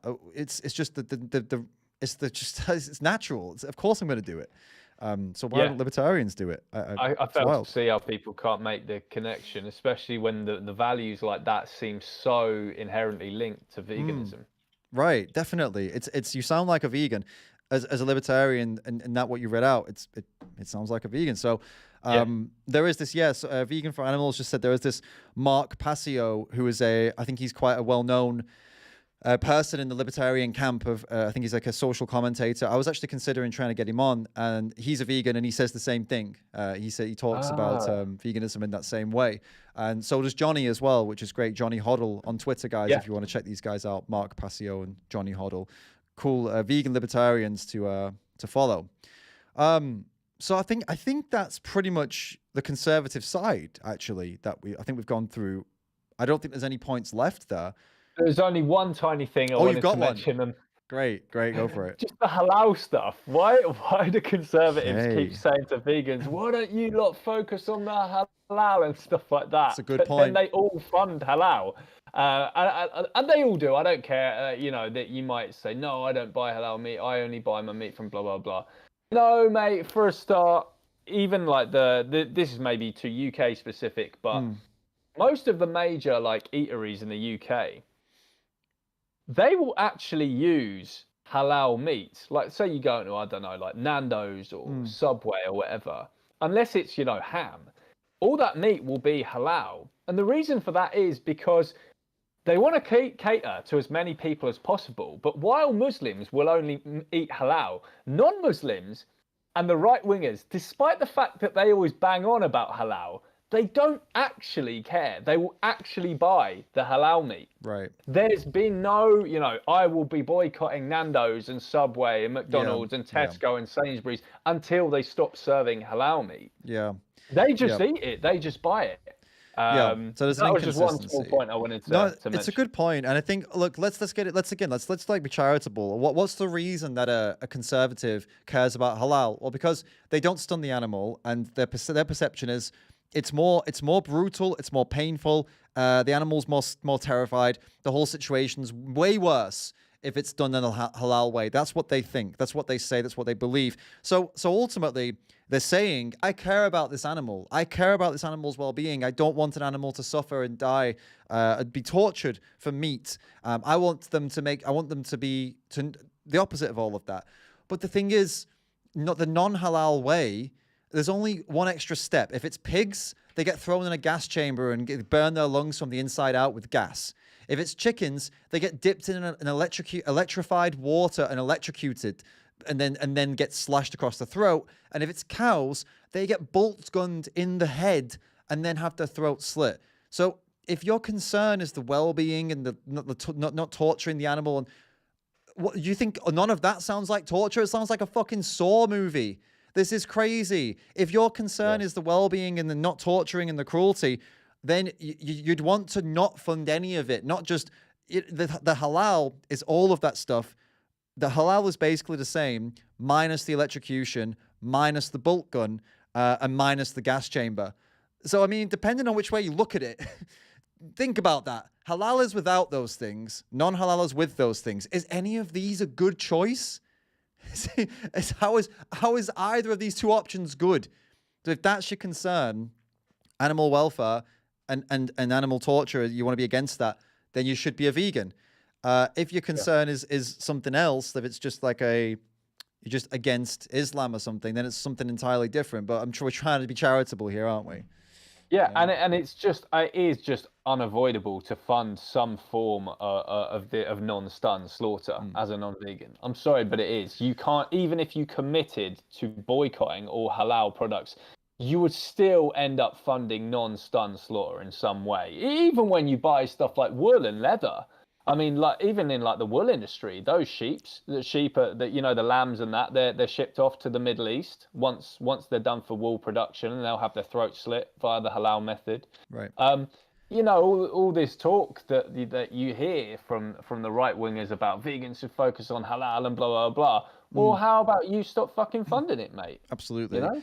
I mean, stop funding all of it, because it's no better. It's no better. The non-halal way is it's. You could argue that it's not as bad, fine, but it's not good, is it? It's not good. It's still violence, torture, it's still cruel. So best thing you can do is leave all of it then. That would be the most consistent thing to do with your values. Dan, that brings us on to the last point, actually, before we move on. Facts over feelings, right? Ben Shapiro made it famous, facts over feelings, didn't he? Before we get into it, thank you, Hexproof Anarchist, for the tip. Says, please try to get Mark Passio to come on for a discussion. He's the real deal, a true abolitionist seeking freedom for all sentient beings. I will get him on. I will. If he's up for it, I'll do it through Johnny. I'll see if Johnny can link us up, and we'll try and get him on. I've heard a little bit of a couple of videos with him. He seems like he's got his head screwed on and would be a good guest, so I'm excited for that. Thank you. So yeah, facts over feelings, right? So the right-wingers, the conservatives, the Ben Shapiros of the world, they criticize the progressives for being too feelings over facts. They too emotional. They, they don't listen to data. They don't listen to reality. They're living in fantasy land. They're living in this utopias, and they want all this crazy stuff. They're so silly. It's facts, facts, facts. Yeah. Okay, but I mean, what we find, George, when we bring up veganism to conservatives, they immediately jump to the same types of arguments that the progressives jump to when they get pushed as well. We say it's factual that you can be a vegan. It's factual the plant-based diet is sufficient. It's factual that animals go through this. And what do we get? Haha, steak, lol, oh, I'm just going to eat more meat because of you. These are the kind of things that triggered conservatives say. Like, fuck you, you're never going to take my steaks away from me. I have a right to kill. It gets very emotional very quickly when faced with the facts, right? Yeah, and they'll do anything to deny the actual facts, the realities about what happens in animal agriculture. Right. I had this dude on TikTok who's from a conservative account. Like, he replied to my video. I think he was trying to insinuate that cows don't need to be impregnated to produce milk or something. And when I rebutted his claim, just showing how ridiculous and absurd it was, I don't think he even took his video down or apologized or something. I think he just responded with a video of him drinking like a gallon of milk. Yeah. And it's like, where's your factual based argument here, mate? You're just turning into like a little soy boy beta who just he wants to carry on doing the things you want to do because of, you have this emotional attachment to it. Yeah. You want to keep choosing the path of the least resistance, and you just want to deny the actual reality. Instead of calling them a soy boy beta, you could call them an estrogen beta, because they're down in that estrogen in the cow's milk, whereas we're not. We're phytoestrogen, so we're good. But I mean, the point here that I'm making is, again, it's not to just bitch or complain about these people. It's to point out, to be charitable. Why do they believe in facts over feelings? Because they care about the truth. That's the claim. We care about the truth. We are the party of truth. We are the side of truth. The other side lies, emotional. They try to come up with stuff to fit their emotional stuff. They're living in la la land. We live in reality. And you're proud of that. They're proud of that, sticking to the reality, sticking to the facts. So if that's a good value to have, to stick to the facts, a good value to try to talk about the reality. It's a great value. So why not do it then? Why not do it? Why not be that all the way and listen to vegans? Because when you don't, you are denying reality and you become the people that you're criticizing. It's a shame, David, because... Yeah, go ahead. Yeah, I mean, we've spent this whole stream being charitable, right, to conservatives and saying this is the point you mean when you say this and blah, blah, blah. Right. But it's actually shown in a majority of cases, conservatives don't mean what they say. Or they might mean what they say maybe about humans, whatever, but they don't mean it when you present them with things that cause them a bit of cognitive dissonance. These concepts all just kind of vanish. We've tried to be as charitable as possible. Yeah. but it's like we're really exposing here just how not far people will take these beliefs that they espouse, these beliefs that they get very passionate about. They're only willing to apply them to a very specific and short limit. Well, this is a challenge, isn't it? This is now a challenge. We're finishing the conservative part of the video, and this is a challenge to all conservatives and all right-wing conservatives, whatever you want to call yourself, or whatever they, whoever identifies with what we've just said, those values. It's a challenge to you to actually extend them and be consistent with the values you hold dearly, and show the world that you aren't full of shit. Show the world that you are somebody who believes in these values. This is now the challenge. And this is a challenge we're going to now extend to the other side of the aisle too. So if you are somebody who's a right-wing or conservative, non-vegan, who's been getting frustrated with all of this, well, you're probably going to enjoy the next bit, because we're going to now get into the other side of the aisle and roast all these guys too, because they're just as bloody bad, if not worse. And I actually lean towards it being worse this way, to be honest with you. And this is why you and I, we spent quite a lot of time talking about the progressives, haven't we? Because the hypocrisy seems to be even... It's more in your face hypocrisy on this side. It's more like, wow, how have you not connected? This is like so similar, and you've not done it on this side, isn't it? Yeah, because at least with the conservative stuff, while these are blatant hypocrisies, I think you have to be more observant to spot these. To our credit, I'm not being big-headed here, but I think me and you have been very observant here with picking out things a lot of people wouldn't have noticed. About conservatives, right, and how it's hypocritical for them not to be vegan. With the left, it's like you don't have to be observant at all. It's just right in your face. Be like a clown to like not see that this is just clearly like the shit that they're saying, the shit that they're coming out with, and how it doesn't align to veganism and stuff, and how some of the biggest anti-vegan morons right now we're seeing on the left, and they're saying the things we're going to get into in a moment. I mean, it's just crazy how anyone couldn't spot this. Let's crack it open. So before we go on though, guys, if you've got questions, you've got things you want to say, you've got stuff you want to share, do you agree? Do you disagree? Is there something George said that you think makes him a Nazi? If there's something I said, let us know, guys. Just pop us a... Look at his face. No, I mean, we know there's a level of risk that comes with this. So if you want to come at us, you can come at us, but use the tips, okay? Use the Streamlabs tip, use the super chat, and we can answer any of your concerns or questions or points. And remember, guys, you're supporting the stream if you do that. I am still, I need you guys. So throw some tips over. Let's get it going. This is where David reveals his proper leftist side. What do these woke people say? They always say, my time isn't free. I shouldn't be expected to educate you for free. So here's David with his little tips. Listen, guys, you shouldn't expect me. Here's my Venmo. They love that one. They love Venmo, yeah. Goric has responded to the desperate request for tips. Thank you, Goric. He says, non-vegans are fabricating facts out of fiction. Today, a girl told me that her boyfriend did a conclusive study which proves that bean plants make a conscious choice to grow up a wooden stick. Oh my God. Brilliant. That is class.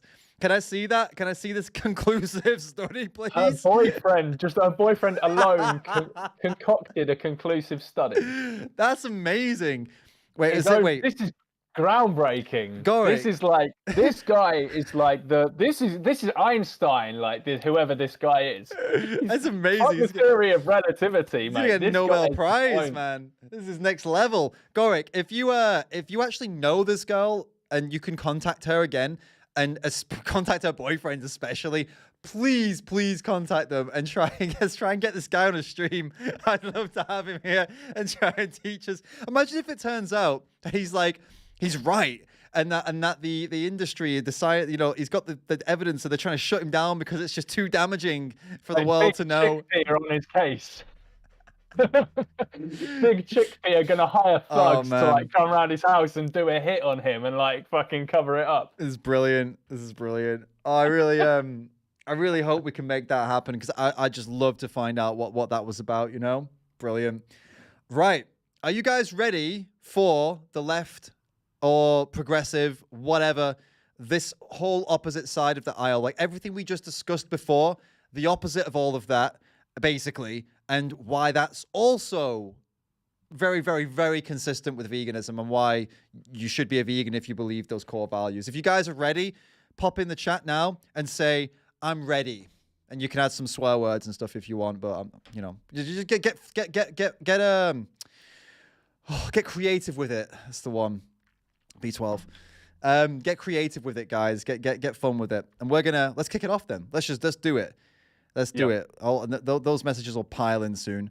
And we'll already be into it because there's a slight delay, by the way, I'm noticing today between what we say and what they hear. So, all right, left wing progressives.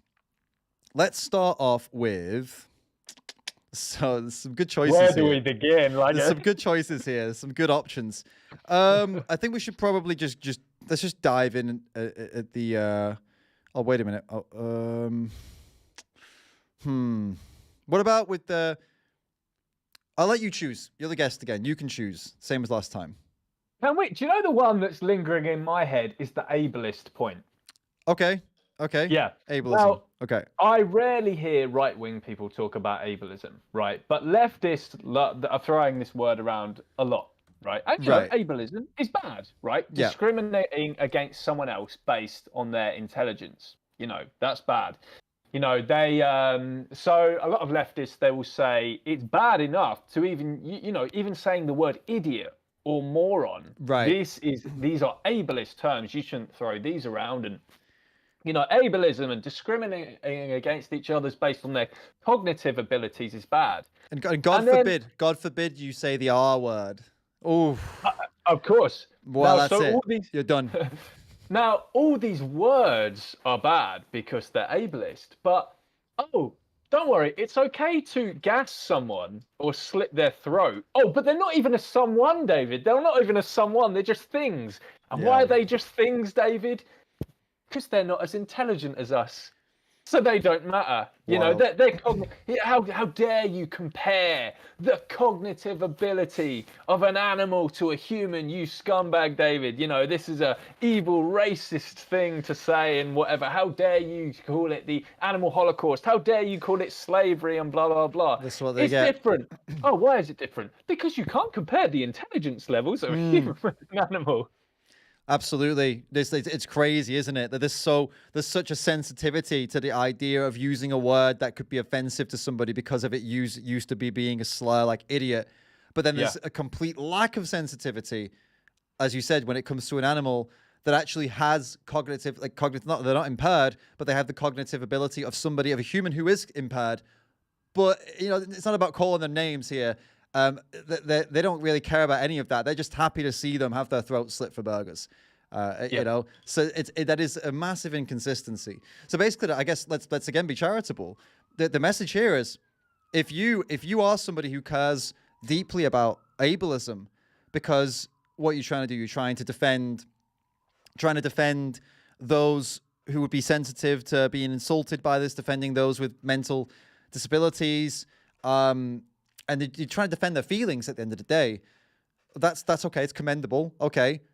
Well, why not? Why are you not extending that to the beings out there who it's not just their feelings on the line, it's their lives. It's their lives on the line.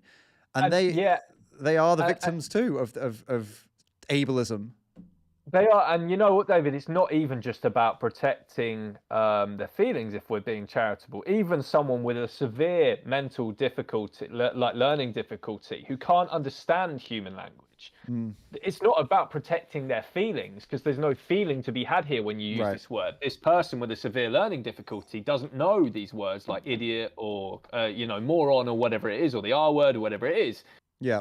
But it's about they want, again, let's be charitable, to build a society where we don't actually base how we treat each other based on our cognitive function.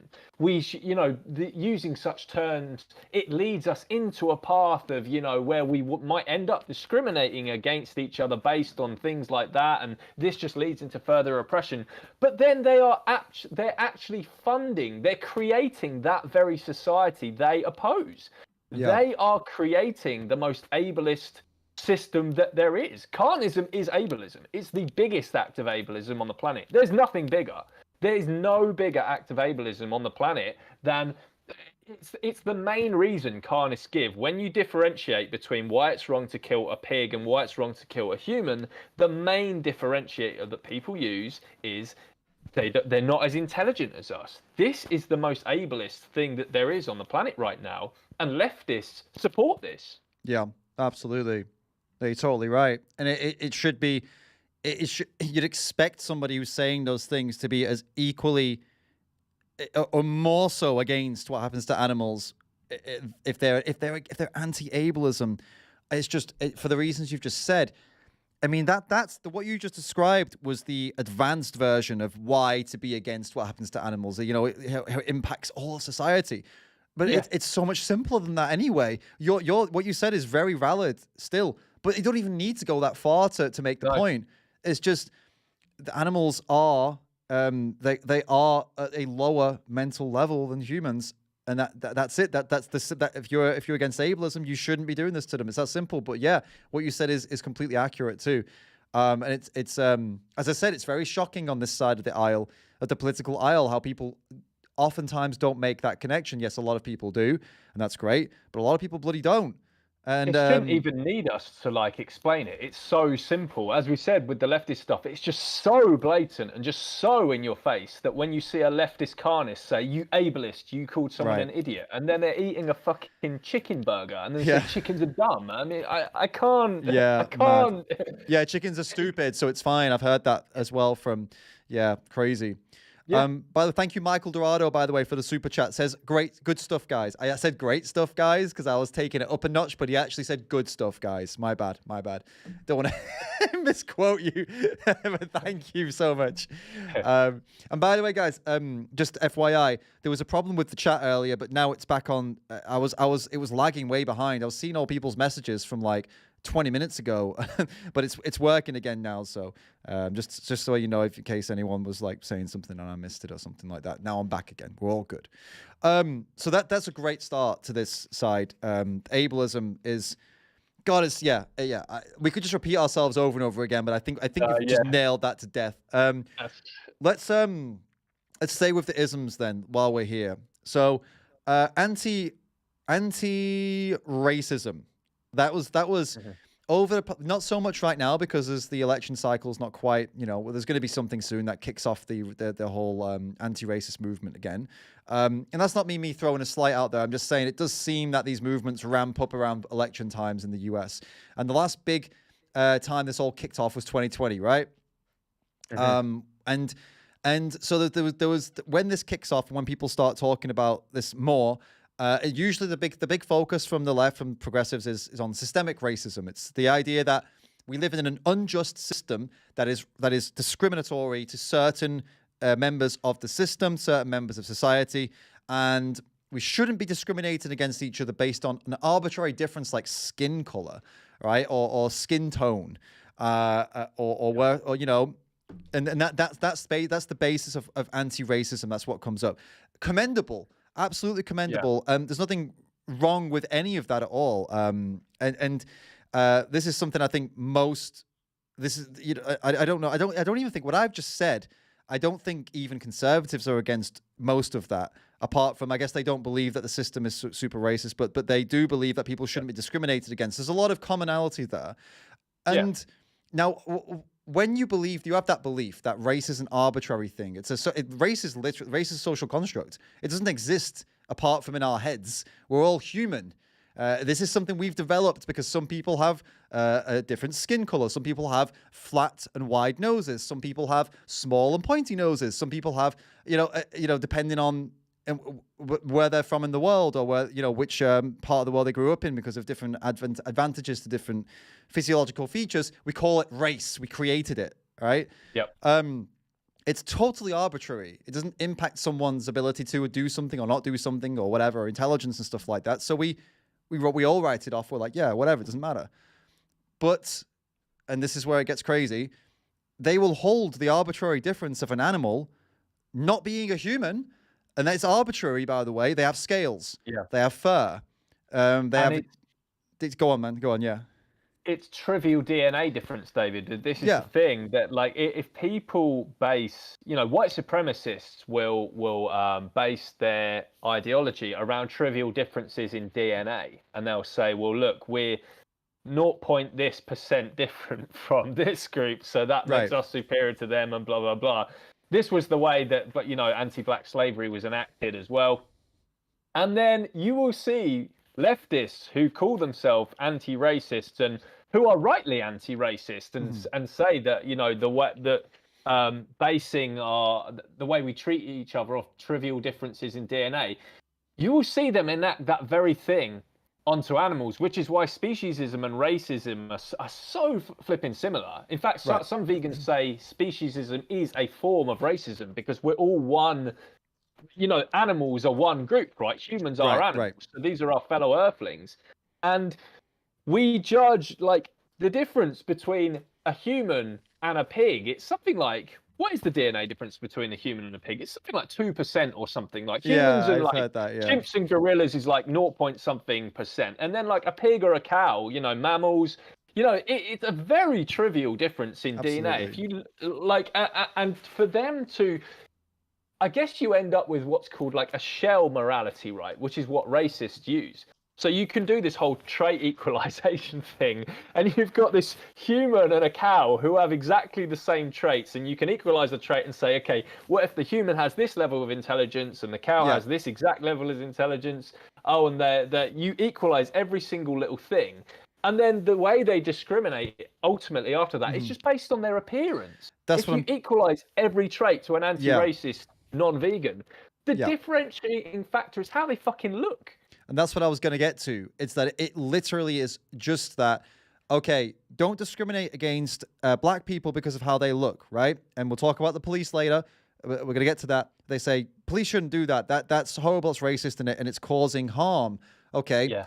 So why do you eat animals? Well, I mean, they're animals. Okay, what does that mean? Well, I mean, they're not like us. That is exactly what you're claiming the police are doing. That's exactly what it's racism, but it's on animals. Speciesism, it's because it's based on the species. Basically, it's based on how they look, and there's no other reason. If your core value is that people shouldn't, if your core value is that beings that are capable of pain, suffering, sentience shouldn't experience this kind of discrimination, and if you want to make that only humans, again, that would be just a ridiculous thing to say, because it doesn't matter what the species is. The same way it doesn't matter if someone's black or white. If they feel, if they have emotion, if they are conscious, if they're sentient, if they have, families, friends, and they suffer and all these things. Well, it doesn't matter how smart they are. For example, with ableism, it doesn't matter what color their skin is or whether they have 4 legs or 2 legs. These things are arbitrary. And if you are an anti-racist and if you are an anti-ableist, then that should be common sense to you. That should just come naturally to you. That should be, well, of course. There's no, I'm against these arbitrary lines between feeling, thinking, breathing beings. That's why I'm an anti-racist. So, just naturally, you'd expect that person to be a vegan. Naturally, wouldn't you? Yeah. I mean, it's. Did we want to go into the police thing as well? We will do. I'll just quickly read out a couple super chats. We've got one. Make David Rams great again. Which, I mean, that would suggest that I wasn't already great, or it would suggest that I was great and then I'm not great anymore. So which is it? What is it exactly? Thank you for the super chat. I get what you're going for, but I don't think it quite paid off in the way you were hoping. Because now I'm just paranoid. I'm like, oh God, am I doing it wrong? It was the ultimate backhanded compliment for David. Yeah. Basically, you used to be good and now you suck, David, is what they were trying to say. I like that I was once great. I was at some point, someone thought I was great. So that's it. It's a win for me, even if I'm not now. There you go. And then we got Vegan for Animals. Thank you. Vegan for the Animals says, let's be an open vegan channel and bring all types of vegans. Please bring Mark Passio. I will bring him. I didn't know so many of you guys know him. I'm really excited to get him on if he'll do it. And then Kinfolk the Mo, which is a cool, interesting name. Thank you for the super chat. Says, keep up the good work, bruvs. Blessed are those who show mercy, for they will receive mercy. That's very nice comment. Thank you. Thank you for all the super chats, guys. Keep them coming. We're going to be here for a while because we've got a lot to get into.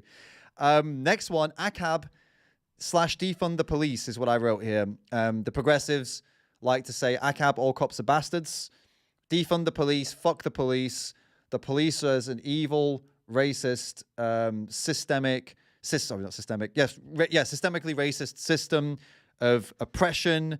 They're there to fuck you. They're not there to protect you. They should be abolished. That's what we see a lot from the progressive side. And you wanted to get into why that's inconsistent if they're not vegan, right?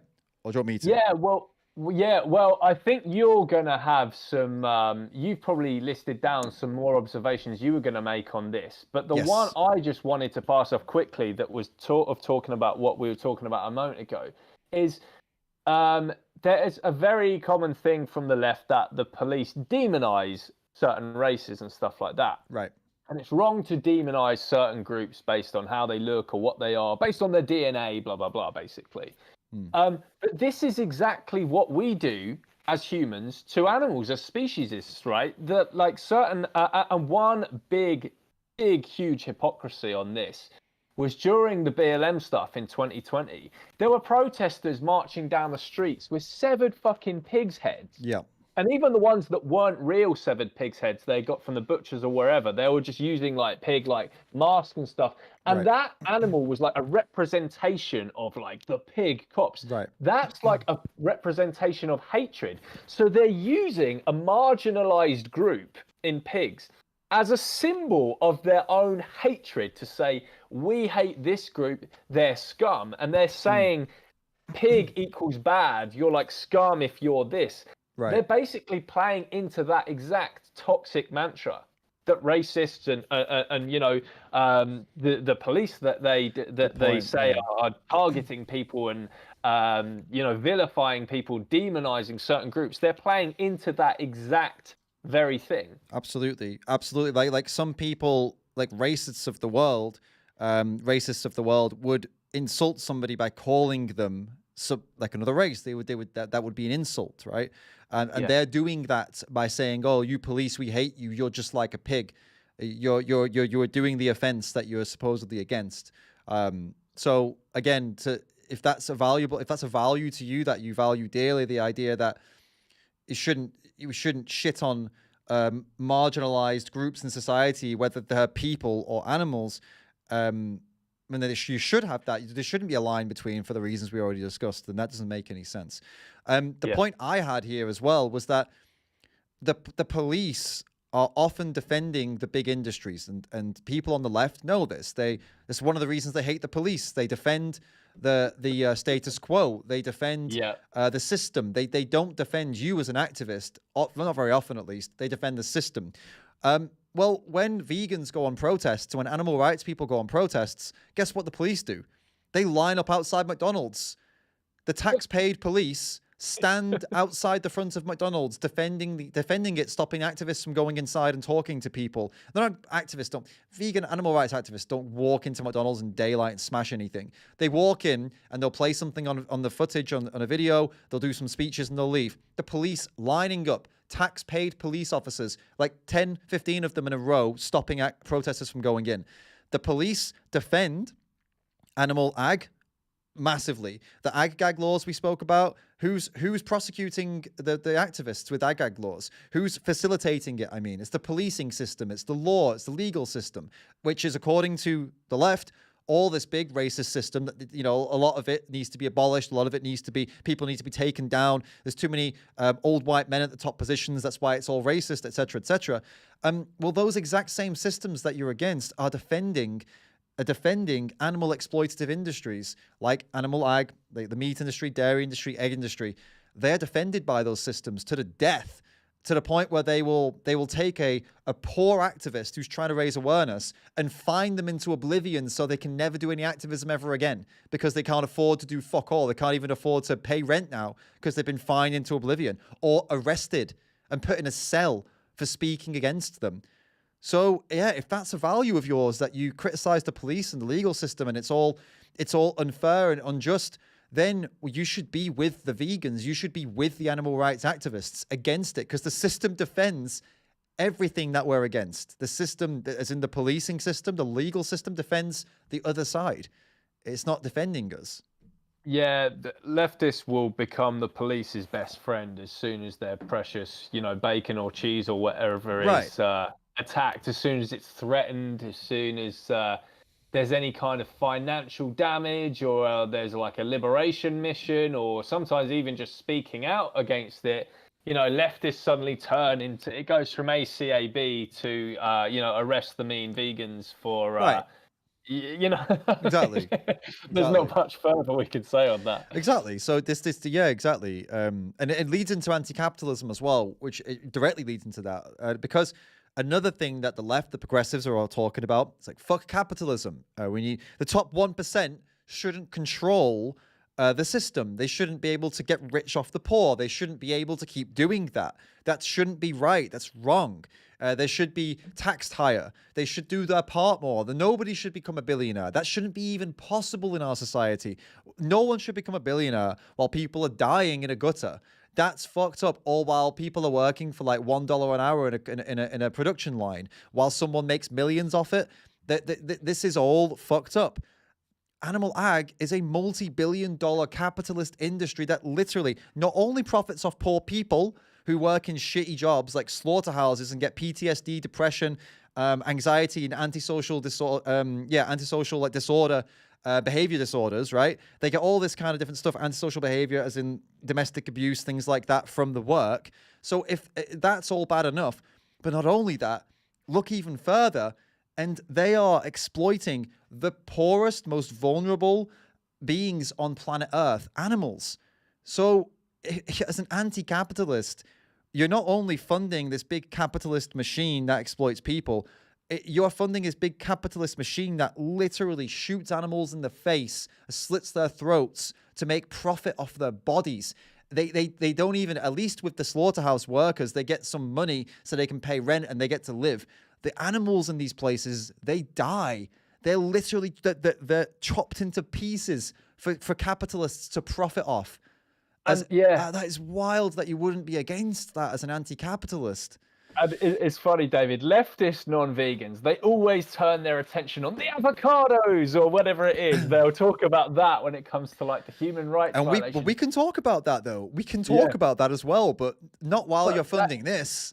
Right. They conveniently ignore all the human rights violations and shit that happens in animal agriculture. Recently in the US, there's a load of slaughterhouses are under investigation because they're hiring slave children to do the night shift, cleaning the slaughterhouse overnight. These kids are working from like 9 p.m. to 7 a.m. or something like that. One of these kids got something degree burns, like they've got like serious burns from like the chemicals or whatever they were forced into doing, basically. The amount of crap that's going on in that big ag is enacting. And the other thing is, yes, we know that there's fucked up stuff going on the human level in both plant ag and animal ag, but leftist non-vegans are failing to see which one here is like the dominant belief system in society, which is the really domineering one. It's the carnistic belief system. Absolutely. And leftists are meant to be opposing like this whole idea of the big capitalist bully and stuff like that. They're all about, opposing like the dominant culture and opposing dominance and stuff like that. Yeah. And here they are like funding like the most dominant belief system in our society, which is Carnism, and helping these suits, these cis white males at the top of these corporations capitalize off all this shit. Absolutely. And the thing is, the core value that leads them to this place, it's good core values if we're being charitable. It's the idea of we don't want people to be exploited. We don't want people to get poorer while rich people get richer. We think that's wrong. We think that's immoral. It's unethical. And it's commendable if that's we're being very charitable here. If that's why you're unhappy with the system, that's great. For those exact reasons that you think that's unjust, and it's wrong, is why you should be a vegan. You should not be funding the exact system that, for all those good reasons that you're against. We're not here criticizing you being against that. In fact, we've not even criticized the conservatives either. That's what we're taking. We're being Switzerland today. We're being like straight. We're not taking positions. We're working with what you believe and telling you why we actually. It sounds pretty good most of the time when you're charitable, but with your own beliefs, you should be not doing this to animals. And David, there's another point that I hadn't thought of, I don't think, just before this stream that ties into the capitalist stuff, right? Have you heard, is this in your notes anywhere? Have you heard of the concept of dietary racism? I know it, but no, I've not written it in the notes, but yeah. Okay, let me, all right, this is fucking juicy, and this really exposes some fucking leftist hypocrisy here. So these leftists who are defending these capitalists at Big Ag and who are deriding vegans and calling vegans every name under the sun because we oppose this system that they should be opposing too. Yep. Do these people, do leftists, maybe some leftists do realize this, do they realize that, for example, like most people in the world are lactose intolerant, right? It tends to be white people, i.e. those with Northern European genetics, who have the enzymes necessary to properly digest milk without getting health complications as a part of it. These fucking leftists are funding these pro-propaganda capitalists at Big Dairy who are trying to convince black and brown people to drink fucking milk, damaging their own health in the process, but they don't say anything about that because that's one of their fucking secrets of the industry. Why are leftists not fucking pushing this? Why aren't they screaming this from the rooftops? If you are black or Asian or from a non-state lineage, they are trying to get you to drink a product that is killing you. Why aren't they screaming this from the rooftops, David? Instead, they're condemning vegans for even fucking opposing this. It's funny because on the left side of all of this, you're so much more spirited. You've got way more of a chip on the shoulder when it comes to these guys because I know why. It's because we discussed it last time.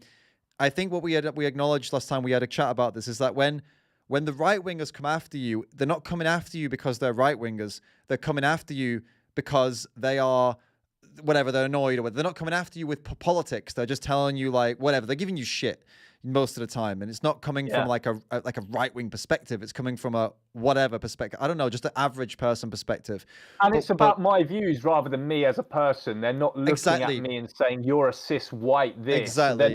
They're looking at my arguments, not my identity. Right. Unless, well, I don't know if the soy boy stuff is pretty like they do sometimes. Oh, you're a skinny soy boy. But like when it comes from we've both been on the receiving end, and I think it's because when it comes from the left progressives, it's usually our own side, and I think it hurts more when it's your own side. You know, when it's somebody that you would expect to stand alongside you and fight with you, and they're a vegan, and then they come after you because you said a word they didn't like, and now they want to see you cancelled off the internet, even though you're a fellow vegan.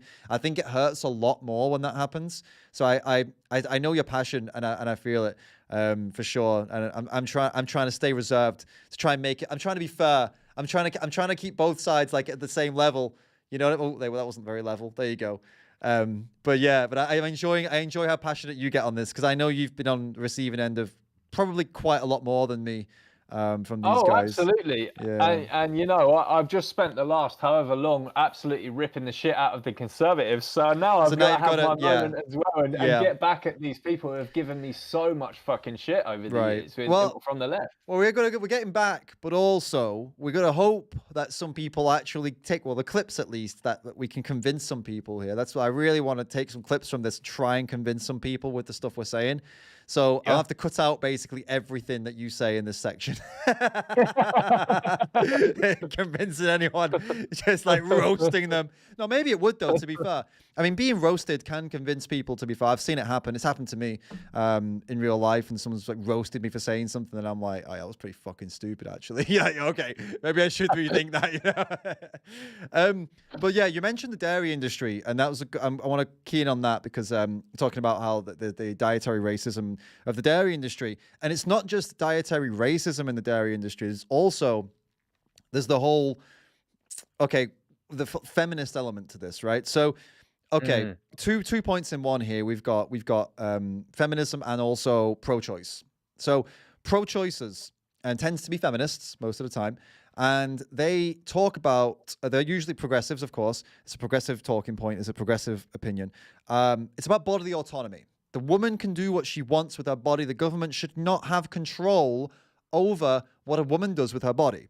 She shouldn't be forced to give birth. She shouldn't be withheld medical treatments. It's all about the rights of and liberty of the woman to not have the government have a say and put laws on what she can and can't do with her body. And that's what the left comes from. And why are they saying that? Right? Let's try and be charitable. It's because they don't believe they believe in freedom. It's freedom. You're taking the freedom away when you take the right to do that. And it's the people who are making the decisions are old white men who have their own biases, and it's not fair. It's not fair that they get to make these decisions, and the whole country has to change from a couple of old white men who have no grip on reality. Rich old white men, like the actual top 5 to 10%ers. You know what I mean? Not just your average, not like me or you making a decision. It's like, no, it's like real, silver spoon, lots of money, millionaire fucking politicians and stuff. So yeah, there's a lot going on here. So understandable. Now how this works out though, this bodily autonomy thing, I mean, if you're all about that, and again, for those charitable reasons, makes sense.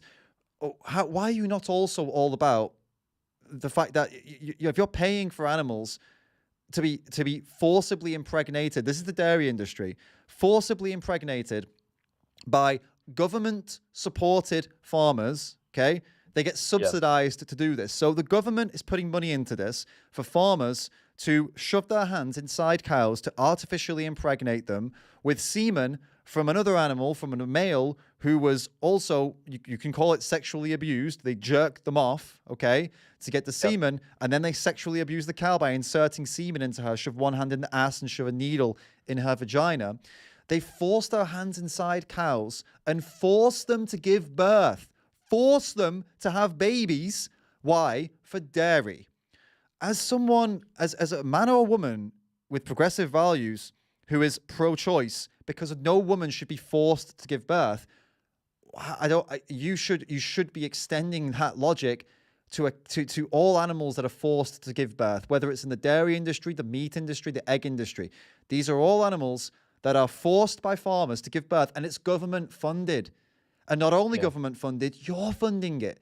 You're funding the very thing that you're protesting out on the streets to not happen to women. You're funding it to be done to other animals. There's about one of the clearest connections I think you could ever make if you're pro-choice. It's like, where are these concepts of bodily autonomy and consent when it comes to violating the bodies of farmed animals? It's just staggering, really. And they say, a lot of the pro-choice crowd, they say they like to base their opinions off what body parts you have. You can't say this if you don't have this. So they say, no uterus, no opinion. Whatever happened to no udder, no opinion? Like that. Why do you have the right to control someone else's body if you are not in that body, essentially, or you don't have that body, if they're using that logic, if you don't have that body part? Absolutely. No, that's it's a valid point. It points one of two things out. It either points out the fact that logic makes no sense, or it says if your logic does make sense, like no body part, no opinion, you also can't make that decision for cows. It's either you have to throw it away or you have to go all the way with it. So it's a good point. By the way, welcome to Animals Are Here With Us, Not For Us, who just became a member. Thank you. And Stefania Ferrario just became a member. Thank you so much, guys. Awesome to have you here in the Ram fam. I almost said David Ram's team, but I prefer the Ram fam. You need to get used to it. I need to make a t-shirt with Ram fam across the middle. Then we'll get into it. But we discussed, I vaguely just mentioned feminism then, and now we're going to go into feminism because that's another thing. So we're talking, the point I had about feminism is like, okay, why are women feminists? Or why, not just women, why are people feminists? So because women in history have been considered to be like kind of second, third class citizens a lot of the time. We weren't allowed to vote. weren't. I mean, I don't know what the restrictions were on work, but I guess women weren't really. I don't know if it was permitted, but they weren't really accepted, I suppose, for work. They didn't really have a lot of control over their own lives for quite a long time in lots of cultures, and legally didn't have much of a standing either. I mean, and they were protected, by men, but that's kind of the only protections that were afforded, right? It was your husband protects you, the law doesn't protect you necessarily. It's like you didn't really have a lot, and I don't know. I'm speaking now as like, I've not looked into massive the history of everything women were afforded and weren't afforded by the law, but I'm just saying it wasn't very good, and that's why feminism was born, right? It was to show that, well, no, women are equal in all the ways that matter to men, so they should have equal human rights. They should the right to work, the right to do whatever the fuck they want with their lives without a man's permission, and if that's you're leftist and that's your position, why? I think it's pretty fucking obvious, because even though we look different, no one deserves to be discriminated against for that. And it's the most simple connection out there, isn't it? The position that... Yeah, go ahead, man. Go on. I'll let you go. What I was going to say, David, is a lot of anti-patriarchy philosophy comes from a place of being against the might makes right philosophy, right? So a lot of male dominance throughout history and pro-patriarchal violence comes from the idea that men are the stronger, and it's our right as men, David, that we have the authority over women because we were born as the more dominant group, right? David, I was doing outreach in London about 2 months ago, and I outreached these two feminists. They told me very early on in the conversation they were feminists, right? Yeah. So the conversation went it was good in some parts, but the hypocrisy was kind of clear. Yeah. One thing this girl who claimed to be a feminist was that she went into this Darwinian bullshit about how we're the more dominant species. Oh, wow. Because humans are the more dominant group, we have rights over these animals because that's just how evolution has worked. And I said to her, that's exactly what men say about women. If you're claiming to be a feminist, went down fucking well, didn't it? Yeah, I think it kind of annoyed her, but she knew deep down I was right. But basically, if you're anti-patriarchy, if you're against this concept of might makes right means I am more powerful than the victim, therefore I have the right to do it to them. Mm-hmm. You can't be a non-vegan. You can't be eating animal products if you're against things like patriarchy and the might makes right concept. Yeah. Feminism is totally incompatible with Carnism on that basis. Absolutely. And that's a really good point. The might makes right point is really important. The feminism is literally that. It's the antidote to might makes right. You're absolutely right. And on top of that, what I mentioned about women being citizens that were deemed to be lower than men, that's a sore spot for feminists. That's what they're fighting against. And people make sexist comments, when people act like, oh, a woman wouldn't have a good opinion because she's a woman. That's when they pop up. They say, hey, no, fuck you. Women have just as valid opinions as men. Women are just as valuable to society as men. They're not second-class, third-class citizens. They're not lower than. Well, and if you take women at the lowest point in society, animals are still a million times lower than that. So if your reasoning for this is that, hey, look, women don't deserve to be treated differently just because they look different. They don't deserve to be put down there, and they can contribute to society. And even if they couldn't contribute to society, it still wouldn't be a justification for treating them like shit. Well, I mean, why would you do that to an animal then? Why would you say, oh yeah, we know that they're capable of all the things that matter, emotions, we said it all, suffering, the things that have really, the core things that make us valuable as beings, the things that make us important, that we can suffer, that we can feel, that we can have joy, that we can have sadness, that we can have families, friends, and personalities. These things that are really important, animals can have. So why would you put them in a position lower than what patriarchy had been putting women in for a very long time, that men had put women in for a long time? As a feminist, surely you can see there is a similarity here between how you see animals and how men saw women for a very long time. Surely. the other one feminists non-vegans do, the other thing they fall into is they end up saying the things about animals that pro-patriarchy misogynists say differentiates men from women, and therefore women should have lesser rights. They'll start talking about like animals haven't built civilizations, which is what men say. So men would suppress women on the idea throughout history that it was men who built everything, right? Because you know, it was men who was doing the building. Men invent most things. You know, there's that saying, you know, look around you in the room, everything that you can see and touch was built or invented by a man, and it largely was. This is true, but it doesn't matter. Who cares? Yeah, exactly. You don't. It's not okay to discriminate against a woman just because men have built most of civilization and have invented both things. And then feminists suddenly turn into these very people. When you talk about animals, they haven't built the things we have. Animals don't cure diseases. Animals haven't built vast civilizations and the internet and blah blah blah. Hold on. I was just talking to a misogynist a moment ago, and they were saying the exact same thing about you. So what's going on here? Absolutely.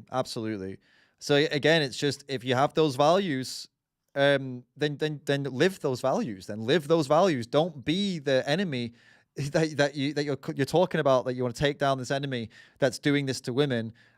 Why would you do that same stuff to someone else, an animal in this case, or anyone else? But animals obviously are the most vulnerable. They would never do it to another person.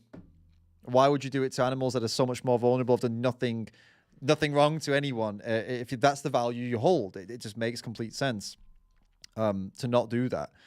Julie for the animals, thank you for the tip, says, 2 of my favorite no bullshit activists. Thank you both for all you do. Hey, David, I don't have $100 right now to see you twerk, but will $10 get me anything?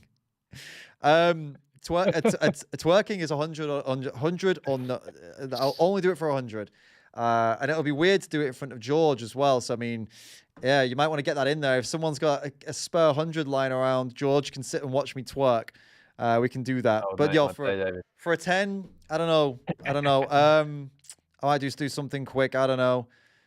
For a 10, you get a peck shake. There you go. You get like a booby shake. You can't really see it because George is there, but this is what you get. Here you go.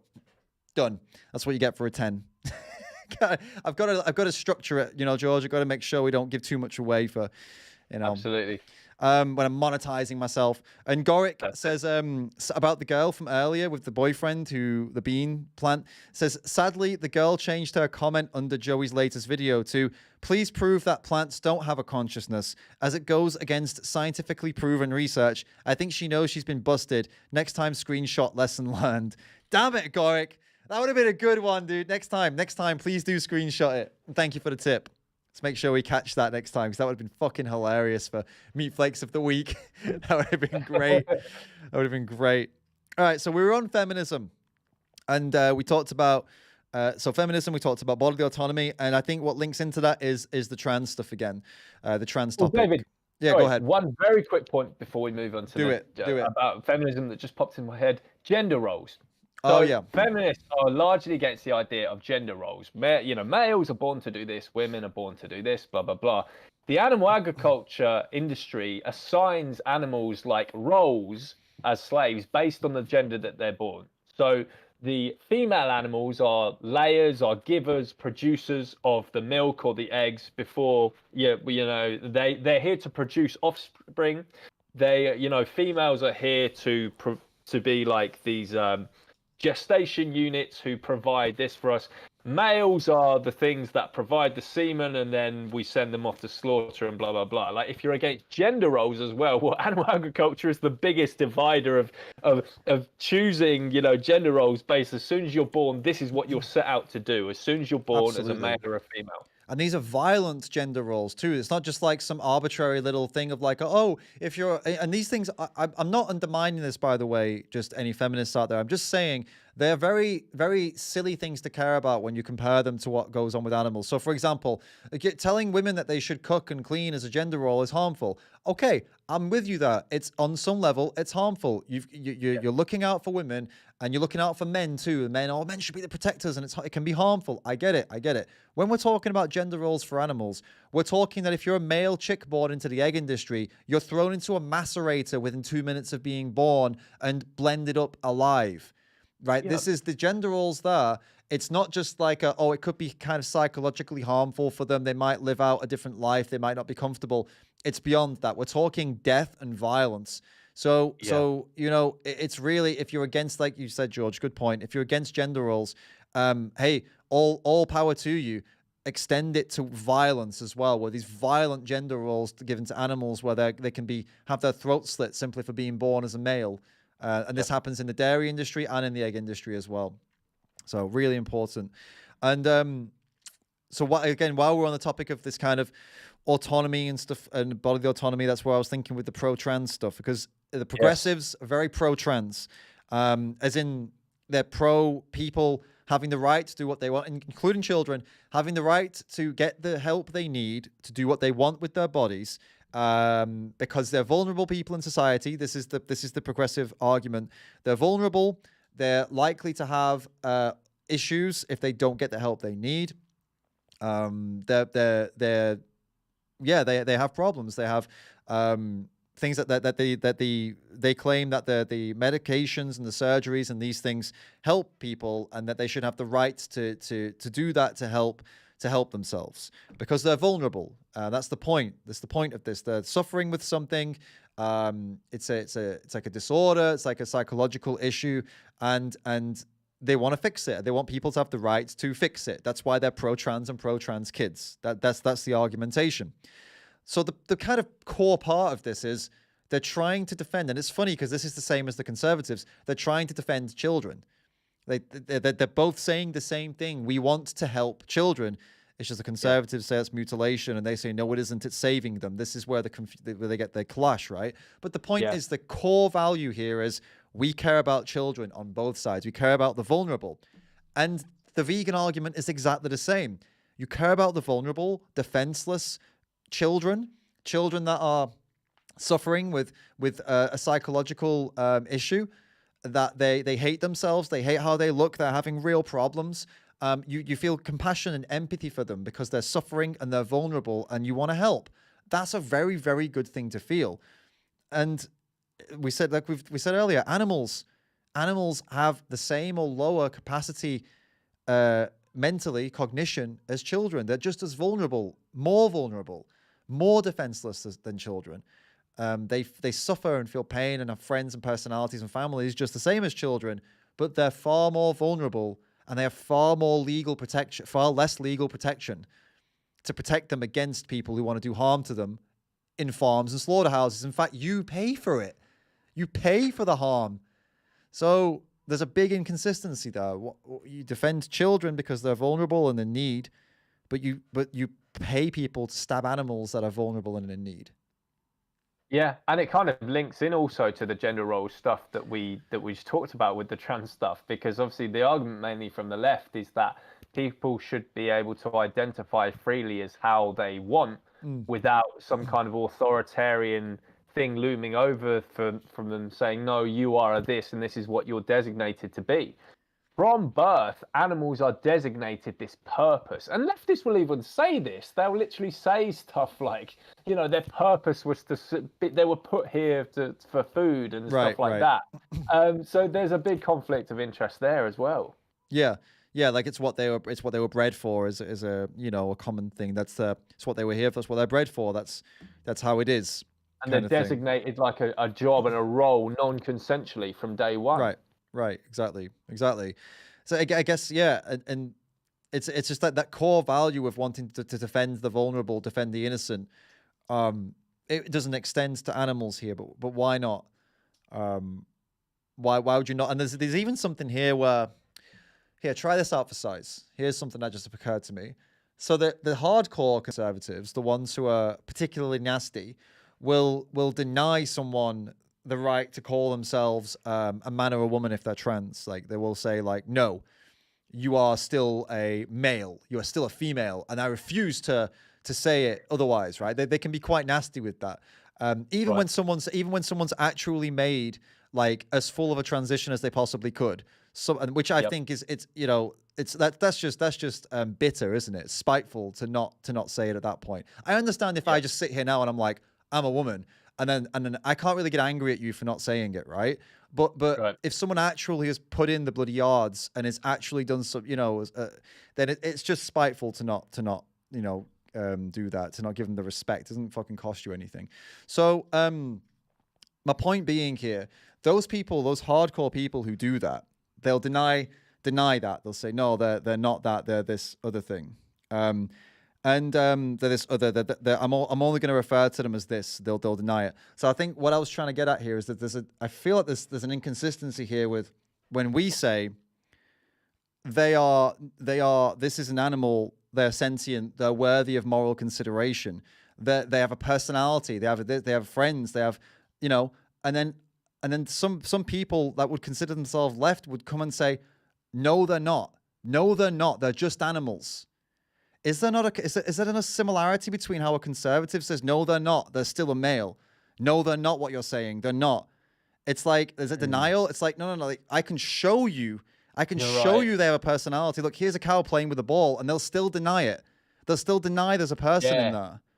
You see what I mean? They even do it, very specifically with certain species as well. Again, like we go into the Carnism stuff by Dr. Melanie Joy, like a dog is a dog and a unique individual. Pig is a pig and a pig is just a pig, and they're just all the same. This whole you're just this idea, and there's this denial that someone is the thing that they would want you to value them as. If animals could speak our language, David, that's what I'm getting at. I want you to see me for who I am. Absolutely. And leftists, non-vegans are saying, no, you are what I designate you as. You are not your impression of you.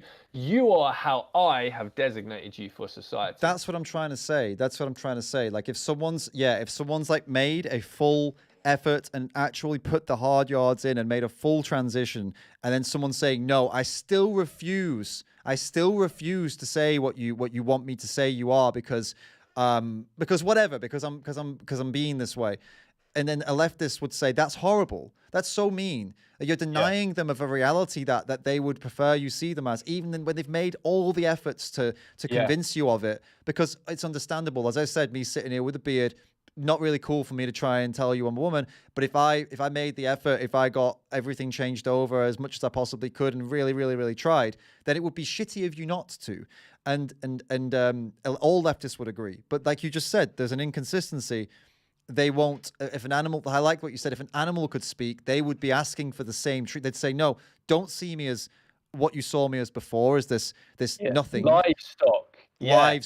See me as a being with a life personality, like meaningful. And then the leftists oftentimes say, no, I will not do that for you. I will not do that for you. I will not change my perception for you because you're not worth it, which is exactly what the conservatives say. Yes. I will not change it for you. Yeah, let's quickly bring up, because this was only a small point I was going to mention, but let's bring that into this topic while we're here, the pronouns point, right? But this feeds into the point about acknowledging others' pronouns and stuff. Right. Yeah. Again, if pigs could speak, they would say, I am a he, I am a she, I am an individual. These leftist non-vegans would say, no, you are an it. You're a thing. A thing. A resource. You're so bacon, they'll say. It's horrible. Actually, how are leftists so hot on pronouns and someone is a they or them if you don't know the gender or whatever and then as soon as it's an animal, it's not a they or a them, because you don't know the gender of this animal, they're an it. All of a sudden, they're just this thing. Yeah. All of a sudden, exactly. It's a complete. And take it to the next level. I've seen some conservatives refer to non-binary people as it, to try and insult them, right? Or trans people as it. And all the left goes crazy about it. How dare you? That's absolutely disgraceful. And it is nasty. Yes. It is disgusting. Yes. It's a horrible thing. But why is it so offensive? Because it creates, it's like an inanimate object. It takes value away. It makes them worthless. And you're referring to these sentient feeling animals as it. And you laugh at us when we say don't call them it, yet you make that same defense for people you care about. And laugh at us for doing it because animals, although they're not human, They have all the traits that make them as important in the ways that matter, right? All the things that matter are there. Suffering, the pain, the personalities, the will to live, the sentience. It's all there. So why is it funny when we say don't call them it, but it's very serious when you say don't call someone you care about it, right? They're just committing the same mistakes that the people they fight against commit. They become those people on both sides. They switch, don't they? The second it gets pushed. Yeah, exactly. You start sounding like a bitter conservative, like someone who's trying to upset people. They become that to us, don't they? Because animals can't get upset, so it's us. We're here, and we're the ones that get upset about it.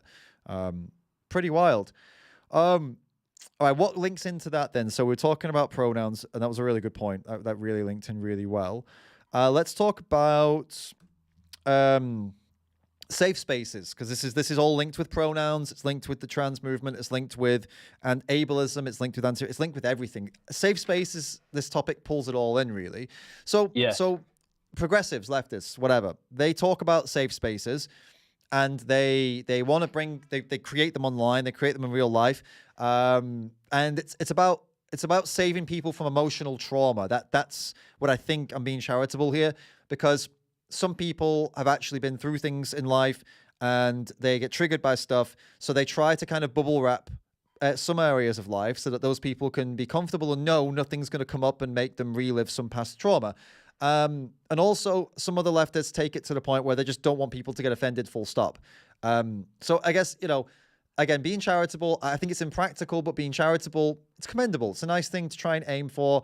Trying to make people feel good, trying to stop people from being hurt. I get it. You care about people. I get it. Okay. And that's what it's all about, really. It's about caring about people and trying to prevent them from going through things that are going to traumatize them. Fine. It's a good thing to do.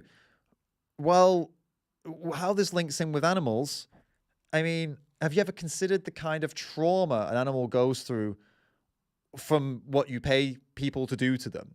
I mean, where's the safe space for them? The most vulnerable beings in society. Why don't they get a safe space? Why do they have to go in farms and slaughterhouses, right? Do you know what, David? There's an easier link for them to spot here. Go for it. They're not even, because these are the people who love, human rights and others' trauma and stuff like that. Like, if you talk to a leftist about veganism sometime, they'll often say something like, I think there's bigger issues going on in the world. And you'll say, well, what that'll be? And they'll, systemic racism and all these things happening to humans. Why aren't you focusing on that? And then you'll say something like, oh, okay, so you're against like humans going through trauma and stuff like that. Yeah, I think we should focus on that first. Okay, did you know that by living, have you heard of dystopia? Did you know that by living in a non-vegan world, vegans experience trauma as a result of all the hardships we go through as your fellow human beings, seeing this horrific stuff and then just talking to people like it's a brick wall, denying our experiences, talking over us. Vegans can feel suicidal, depressed. There have been vegans who have killed themselves. Now, as you're against all this stuff happening to the humans, will you go vegan for me, your fellow human being, if you're against, causing other trauma? No. So even simpler. While that's the link you mentioned, David, that's the more important link. Obviously, veganism is about the animals, right? But it's crazy that they miss that very clear thing about how vegans are being traumatized constantly, and vegans are human. This is a human issue. Dystopia is a human issue. Don't we need a safe space? Shouldn't that be providing that when we talk to them? Shouldn't they be giving us a safe space and not talking over our experiences and listening to us as a small group in society? Absolutely, and this is part of it. This is the thing. If you hold those values firmly, you actually want to be that person who has that value. This is something you should be considering. Firstly, the animals, where is their safe space? You're putting them in very, very unsafe spaces. You're putting them in the most unsafe spaces on earth. You're putting them in the hands of people who profit from selling their dead bodies. That you could not think of a more unsafe space on the planet Earth for these animals. In cages, fucking cages. Yeah. Is that a safe space? A fucking cage? Absolutely. So that really, as somebody who believes in safe spaces for those who are vulnerable or likely to be harmed, that should be number one priority for you, because there's so many animals and they're so vulnerable. They need those safe spaces. And then secondly, absolutely, what you said about creating safe spaces for vegans too. You should be inviting vegans in. You should be talking to them. You should not become part of their problem, because as you've said, Vistopia, it is kind of funny. Like, I find the concept of it a little bit funny, a little bit cringe. But then, I mean, there are people out there that I wouldn't say that I'm suffering with it necessarily, although I have, I guess, in the past.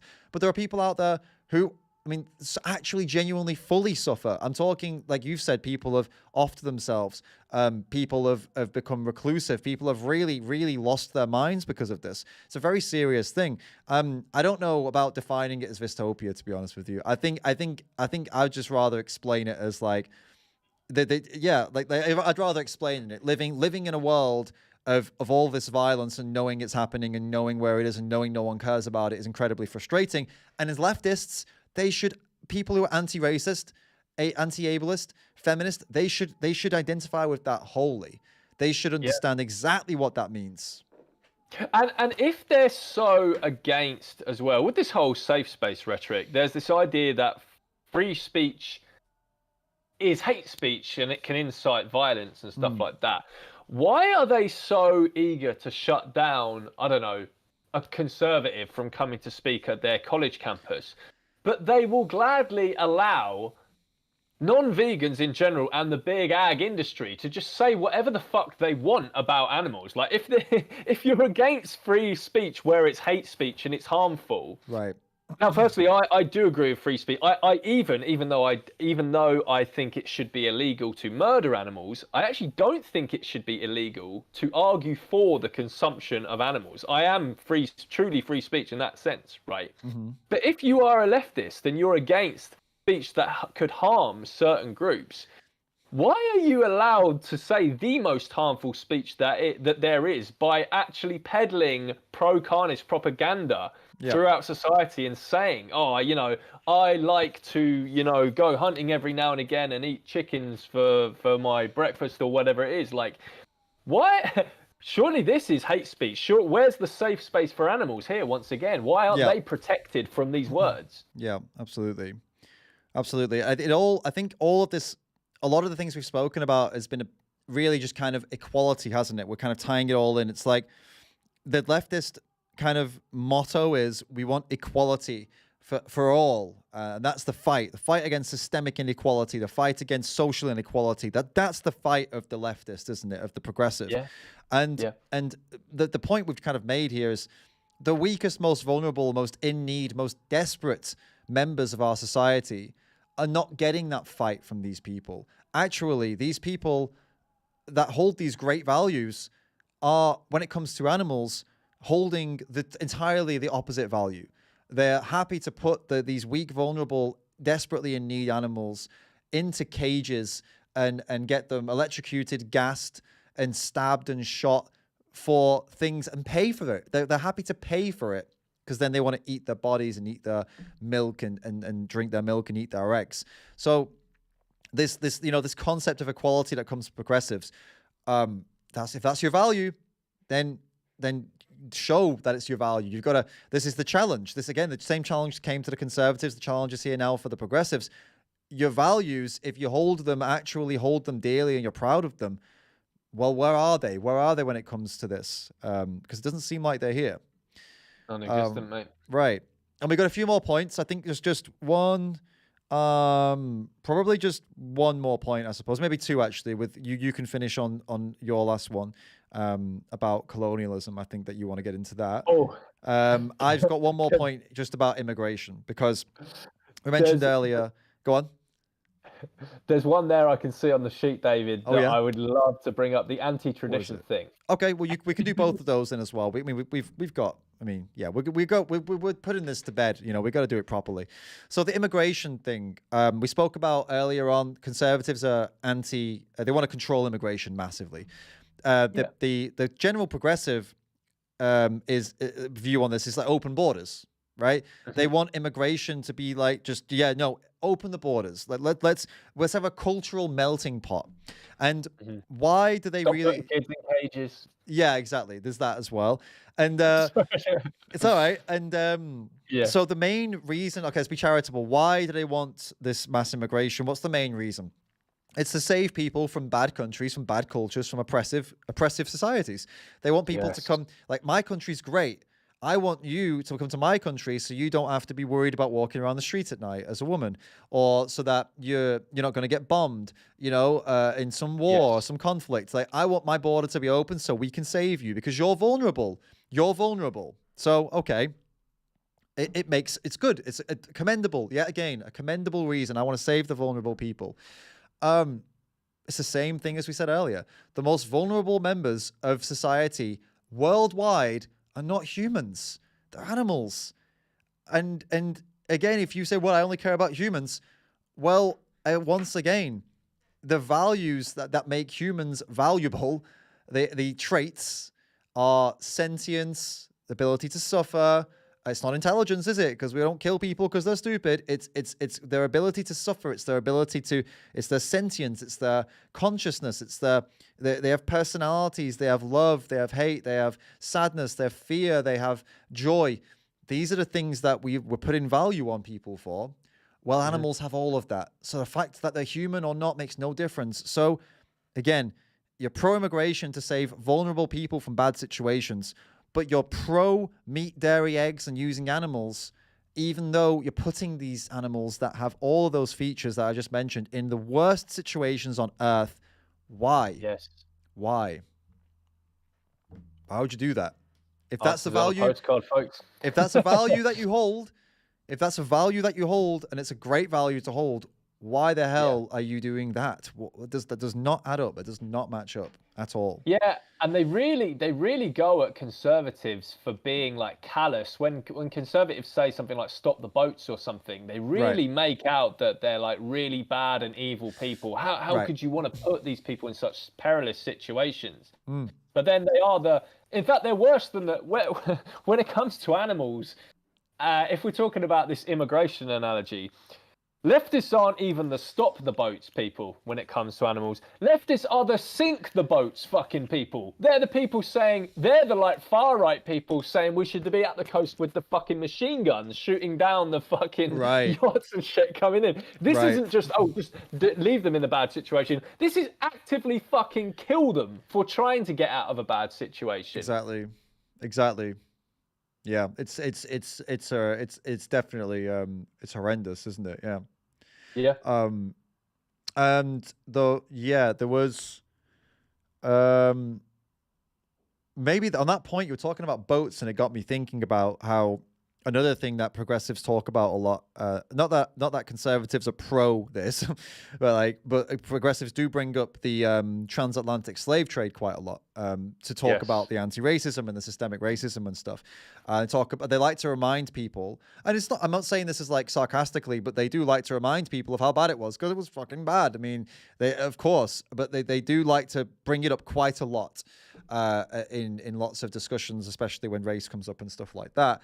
And they talk, what happened in that trade while they were shipping people around on boats to sell them and use them against their will as slaves. What do you think animal agriculture is doing? Yeah. And literally live export. They're shipping animals around on boats as slaves to be killed, not used for labor, which actually would be a fucking better fate. To be honest, at least they would be alive. At least I don't know. It depends on how you view life, right? But anyway, they're not being used for forced labor. They're being literally, their bodies are commodities. Their flesh itself is a commodity. So, and this isn't making we're not equating the two, but we're pointing out if your value is that is wrong because they are deserving of treatment, moral treatment. They're deserving of moral consideration because they're in the transatlantic slave trade because they're human, and them being black doesn't matter. It's arbitrary. Well, these animals have all the traits that make them worthy of moral consideration, but you're saying, well, they're animals. Well, that's also arbitrary. It's also Yeah, they arbitrary. turn into massive slave masters, and I don't Jeez. think You they. always take it to a space that is like no, there's no discussion going to be had after that. Like no one who is convinced is now going to go, oh well, now you called me a slave master, I'm coming round to the idea of going vegan. You never know, it might work. No, I'm joking, man. I'm joking. It's just funny because you just went straight in with it. Like it's just like no warning. They're just massive slave masters. Yeah. Yeah. But no, you're right though. You're right. And the funny thing is, David, as well, it's like they will still pick up on the vegans that we buy crops and there's, human slavery involved in crop agriculture and blah, blah, blah.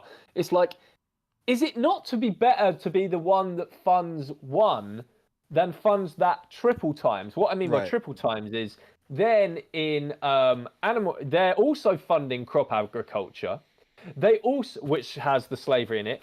They also fund animal agriculture, which is double slavery because there's humans enslaved in it and there's animals enslaved in it. So it's like a triple fucking slavery that they're funding, crop, and then twice in the animal agriculture. Yeah, definitely. So it's just there's so many reasons. If that's a value you hold, there's someone who you talk about that trade, slave trade, and you want to raise awareness with people. And I mean, this should also be on your bloody radar. This is something you should be very passionate about.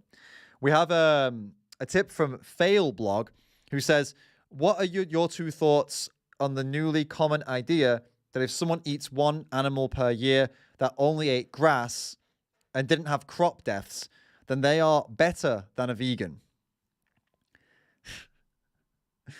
The thing is, go ahead. I mean, the thing is with that is that like veganism isn't the idea of it's the okay. So the when you're a vegan, right? What it's meaning is that you're valuing animals and you're not seeing them as a commodity. You're not seeing them as a food source. You're looking to try to create a world. This is animal rights, where animals have rights that protect them from being deemed as food sources, from being used, abused, mutilated, and all of these things, right? What this person is doing may possibly cause less animal death than a vegan living in a city. Possibly. It's not for a fact, though, because we don't know what else they're doing, do we? We're just basing it on that one thing. But are they leading us to a world where animals are not seen as commodities, where animals aren't mutilated? No, because they are mutilating an animal that they don't need to. What I would rather that person would do if they really care would be to join the movement of animal rights people to lobby for changes in the systems that changes in crop farming that massively reduce and minimize or even eradicate any crop death, for changes in animal farming so that it isn't here anymore, right? And so that's what I would rather that person do. I don't know what this, you need to define better than a vegan as well. I mean, it depends on what we mean by that. But yeah, that's kind of what my take on it would be. I don't think it helps the vegan cause, even though it possibly, in that one specific case, like desert island scenario, would potentially kill less animals in overall. There's no way to give an answer to this without going into a bit of an essay, to be honest. There's just so many variables here at play. There's so many variables that come into this. But if I was to just give the most quickest answer I could, number one, this person just doesn't exist. This is just a hypothetical that Carnists have created. Desert island. Number two, it's a desert island thing. And number two, it's just we don't actually have evidence yet that more animals die in an area of crop harvesting than they would otherwise die in an area of wildland. So it might be the case that vegans don't actually kill any additional animals via crop harvesting. It's like a net zero or something.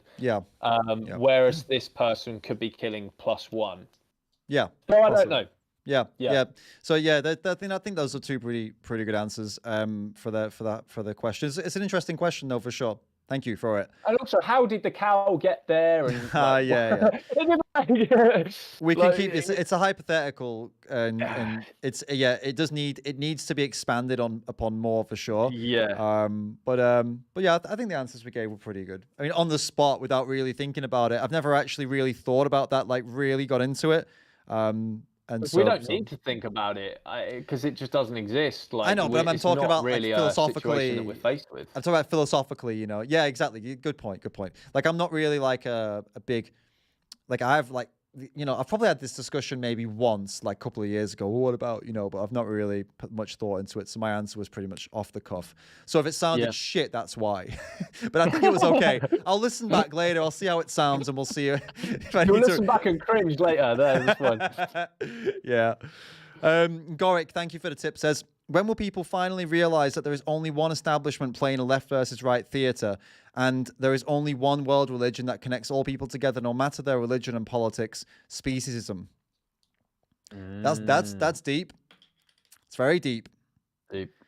Appreciate that. That was a profound statement. Did you come up with that yourself, Goric? If you did, great. I love that. you did, then that's really good, man.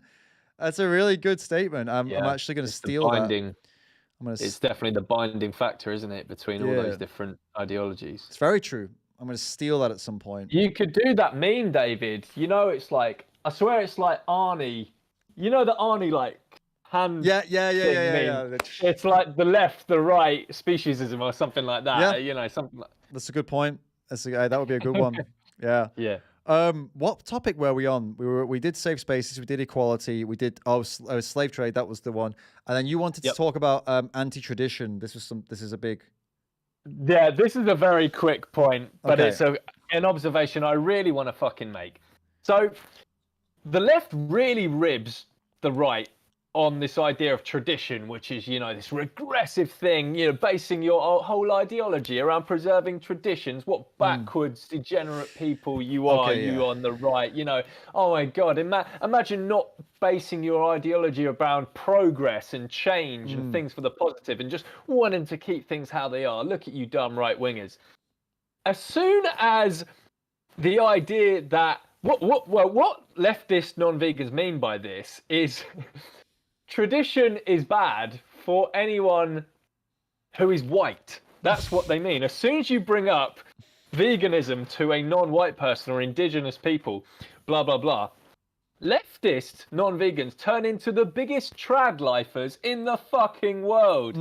Oh my God, David. Did you know that you, by being a vegan, are infringing on indigenous people's native hunting traditions? It's a a tradition. It's a way of life for this community to be able to eat animals. Hang on, I thought you were against all this shit. Now you're a fucking trad lifer all of a sudden. Yeah. They're against, tradition. They consider colonialist traditions to be evil. And like all they know as colonizer traditions, and then anyone marginalized, their tradition needs to be defended until the death, even if this tradition that they're defending is extremely violent towards animals, and the people doing the tradition don't need to do it anymore, which is again, it's wild. It's the same as a conservative trying to uphold a tradition that was shitting on women. And saying, well, you know, I know it hurts women, but it's my tradition. I know it hurts animals, but it's my tradition. I mean, pick and choose. Don't pick and choose. Be against any tradition or any social or cultural norm that harms others, whether they be human or not. That's how to be consistent on this. And again, it's not even about consistency. It's whether you hold the value or not. If you hold the value, that's what you'll do. If you don't hold the value, you won't do it. It's that simple. Yeah. And just the concept of change in general, David. I mean, where the left keeps priding themselves on being about change and progress. Whereas you're keeping the system the exact way it is by promoting Carnism. Yeah, absolutely. Yeah. You're maintaining the status quo by constantly paying into these industries that have been doing this to animals for a very long time. You don't want that change or that progress. Why not? Why not? It's so violent, and they're so defenseless, and they're in such need of your support, of your defense, and you won't come to it. But you'll defend all these other marginalized groups, but not this one. Why Yeah. are they not? Why are they not as deserving of your defense, or at least your non-participation? At least don't participate in it. If you're not going to defend them, fine. At least don't pay for it. I mean, geez, Yeah. man. It's one thing to not do anything about it. It's another thing to actively fund it. Yeah. Wild. And then I guess the final point was the one that you popped in here, the colonialism, the Carnism. Yes. You put Carnism. Your words here. Carnism is colonialism, and I shall explain why. That's what you put. Absolutely. Yeah. Now, people are going to think this is a bit out there when I say that at first. Carnism is colonialism. Well, hang on. Let's have a think why that is. Now, let me just get up a very quick definition of colonialism. Or do you want to put one on the screen, David? Maybe if you put up a quick definition of colonialism on the screen. I mean, I'll tell you what. I'll just read one out because to put it up on the screen is going to take a little bit of jigging around right now. Colonialism, colonization is the one. Wait, no. Colonialism. The policy or practice of acquiring full or partial political control over another country, occupying it with settlers and exploiting it economically. Yeah, and just now, just with that definition, the term country is a bit wishy-washy there because colonialism, for example, like Aboriginal land and stuff, it wasn't like a country as such. It didn't have okay. Yeah, but ultimately it's the idea of going to, what could be perceived as an area of land, subjugating the group that live within that land and forcing your dominant culture, ideology, religious values on that group, the free living peoples of that land. Now, I don't know how much people know about the history of animal oppression, and I'll try and keep this brief because I know we're near the end of the stream. But ultimately, animals that you see on farms, okay, now, I'm not saying that specifically is just the colonialism, right? These animals are bred into existence, right? If you look at the history of how they got there, right? Every animal you see on a farm who is an enslaved species, their ancestors were free living wild animals, right? Non-domesticated animals. For the free living, non-human, thousands of years ago, okay, humans went over to certain areas and they saw the free-living, non-human peoples of the land there. Okay, so the ancestors of chickens, like fowl and stuff, and the oxes and stuff, and all those kind of the rams and all those kind of animals. They subjugated those animals. They captured them. They enslaved them. They raped them in order to breed animals for profit and stuff like that. They totally dominated them and enforced their culture, their way of life onto them. They enforced their religion onto them. They said to these free-living, non-human peoples of the land, you were put here to serve me. You are here to serve me, and this is our way of life now, and you are going to acquiesce to our way of life. This is colonialism. Carnism is colonialism. This is how every single animal you see on a farm, there's a dark history behind they got there, and it's colonialism, what humans did to them. Absolutely. No, completely. If you're against colonialism, you can't be a carnist. Yeah. Well, yeah, absolutely. If it's a value that you hold, I keep saying this, because this is the point. If you don't hold the value, you don't hold the value. But if you're claiming that you do, or you think that you do, then this has to be relevant to you. This has to be something that you have to consider, because that's part of your values. It's right there, unless you think you could argue why it isn't without just saying, I only care about people, which we've already been through, how that's not an argument, Yeah, this is just like the white settlers of Australia, the white colonialists of Australia would just say, well, I don't care about them, they're Aboriginals. Exactly. I don't care about them, they're not white. It's white supremacist attitude. I don't care about them, they're animals. It's a human supremacist attitude. These are the exact things that your as progressives are supposed to be against. So, but David, they haven't built anything. Again, the Australian colonies, they haven't built all these civilizations and invented all these things. Once again, the leftist just turns into the colonialist when you talk about animals being subjugated. Exactly. So I think have you got? I think that's it for me. Do you have anything else on that point? I think I'm sure we'll think of more stuff for another stream. But you know what? I think I've got everything off my chest. I think we've really took a fine tooth comb to the left and the right here. Yeah, and I agree. Yeah, I don't know how anyone who is logical, who holds these values, as you said, David, could watch this stream and not agree with what they're saying, even if Totally. it pisses them off to hear what we Totally, said. totally. And it's you know, yeah. I think I think we said it. I've got nothing else to say, honestly. I hope this was useful for people watching. I will be making clips of as much of this as I possibly can. I'll be making shorts. I'll maybe make 2 short videos of the left and the right. So that'll be coming, guys. But if you know people that like to listen to podcasts and stuff like that, send this to them as a podcast. I'm sure it would be a good listen. Send it to vegans that you know who need to hear some of this stuff, because I think we covered a lot of great arguments here that'll help you in outreach as well. Go and subscribe to George. It's Carnism Debunked on YouTube, Twitter, Instagram, Facebook. He's particularly got, I think you've got a pretty good following on Facebook, right? You get a lot of chat going on there. You get a lot of debates going on there as well. So definitely go and do all that good stuff. And guys, we got a couple new members today to the Ram fam. If you don't know what that is, the YouTube memberships team, you can join up. You get like the cool green logo and the green text on your name, which is awesome. You'll be supporting me in the channel as well. Or you could join, and you could do both if you want, join the Patreon team. On the Patreon team, you get access to DMs with me, private DMs.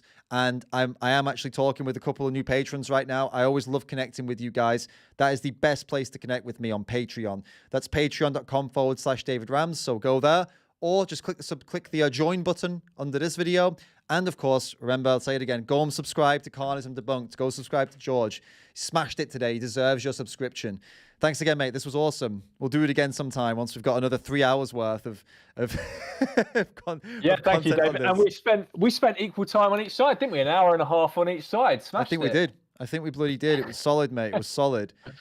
So cheers for that, mate. Keep calling that BS, everyone. And you, George. And we'll catch you all in the next one.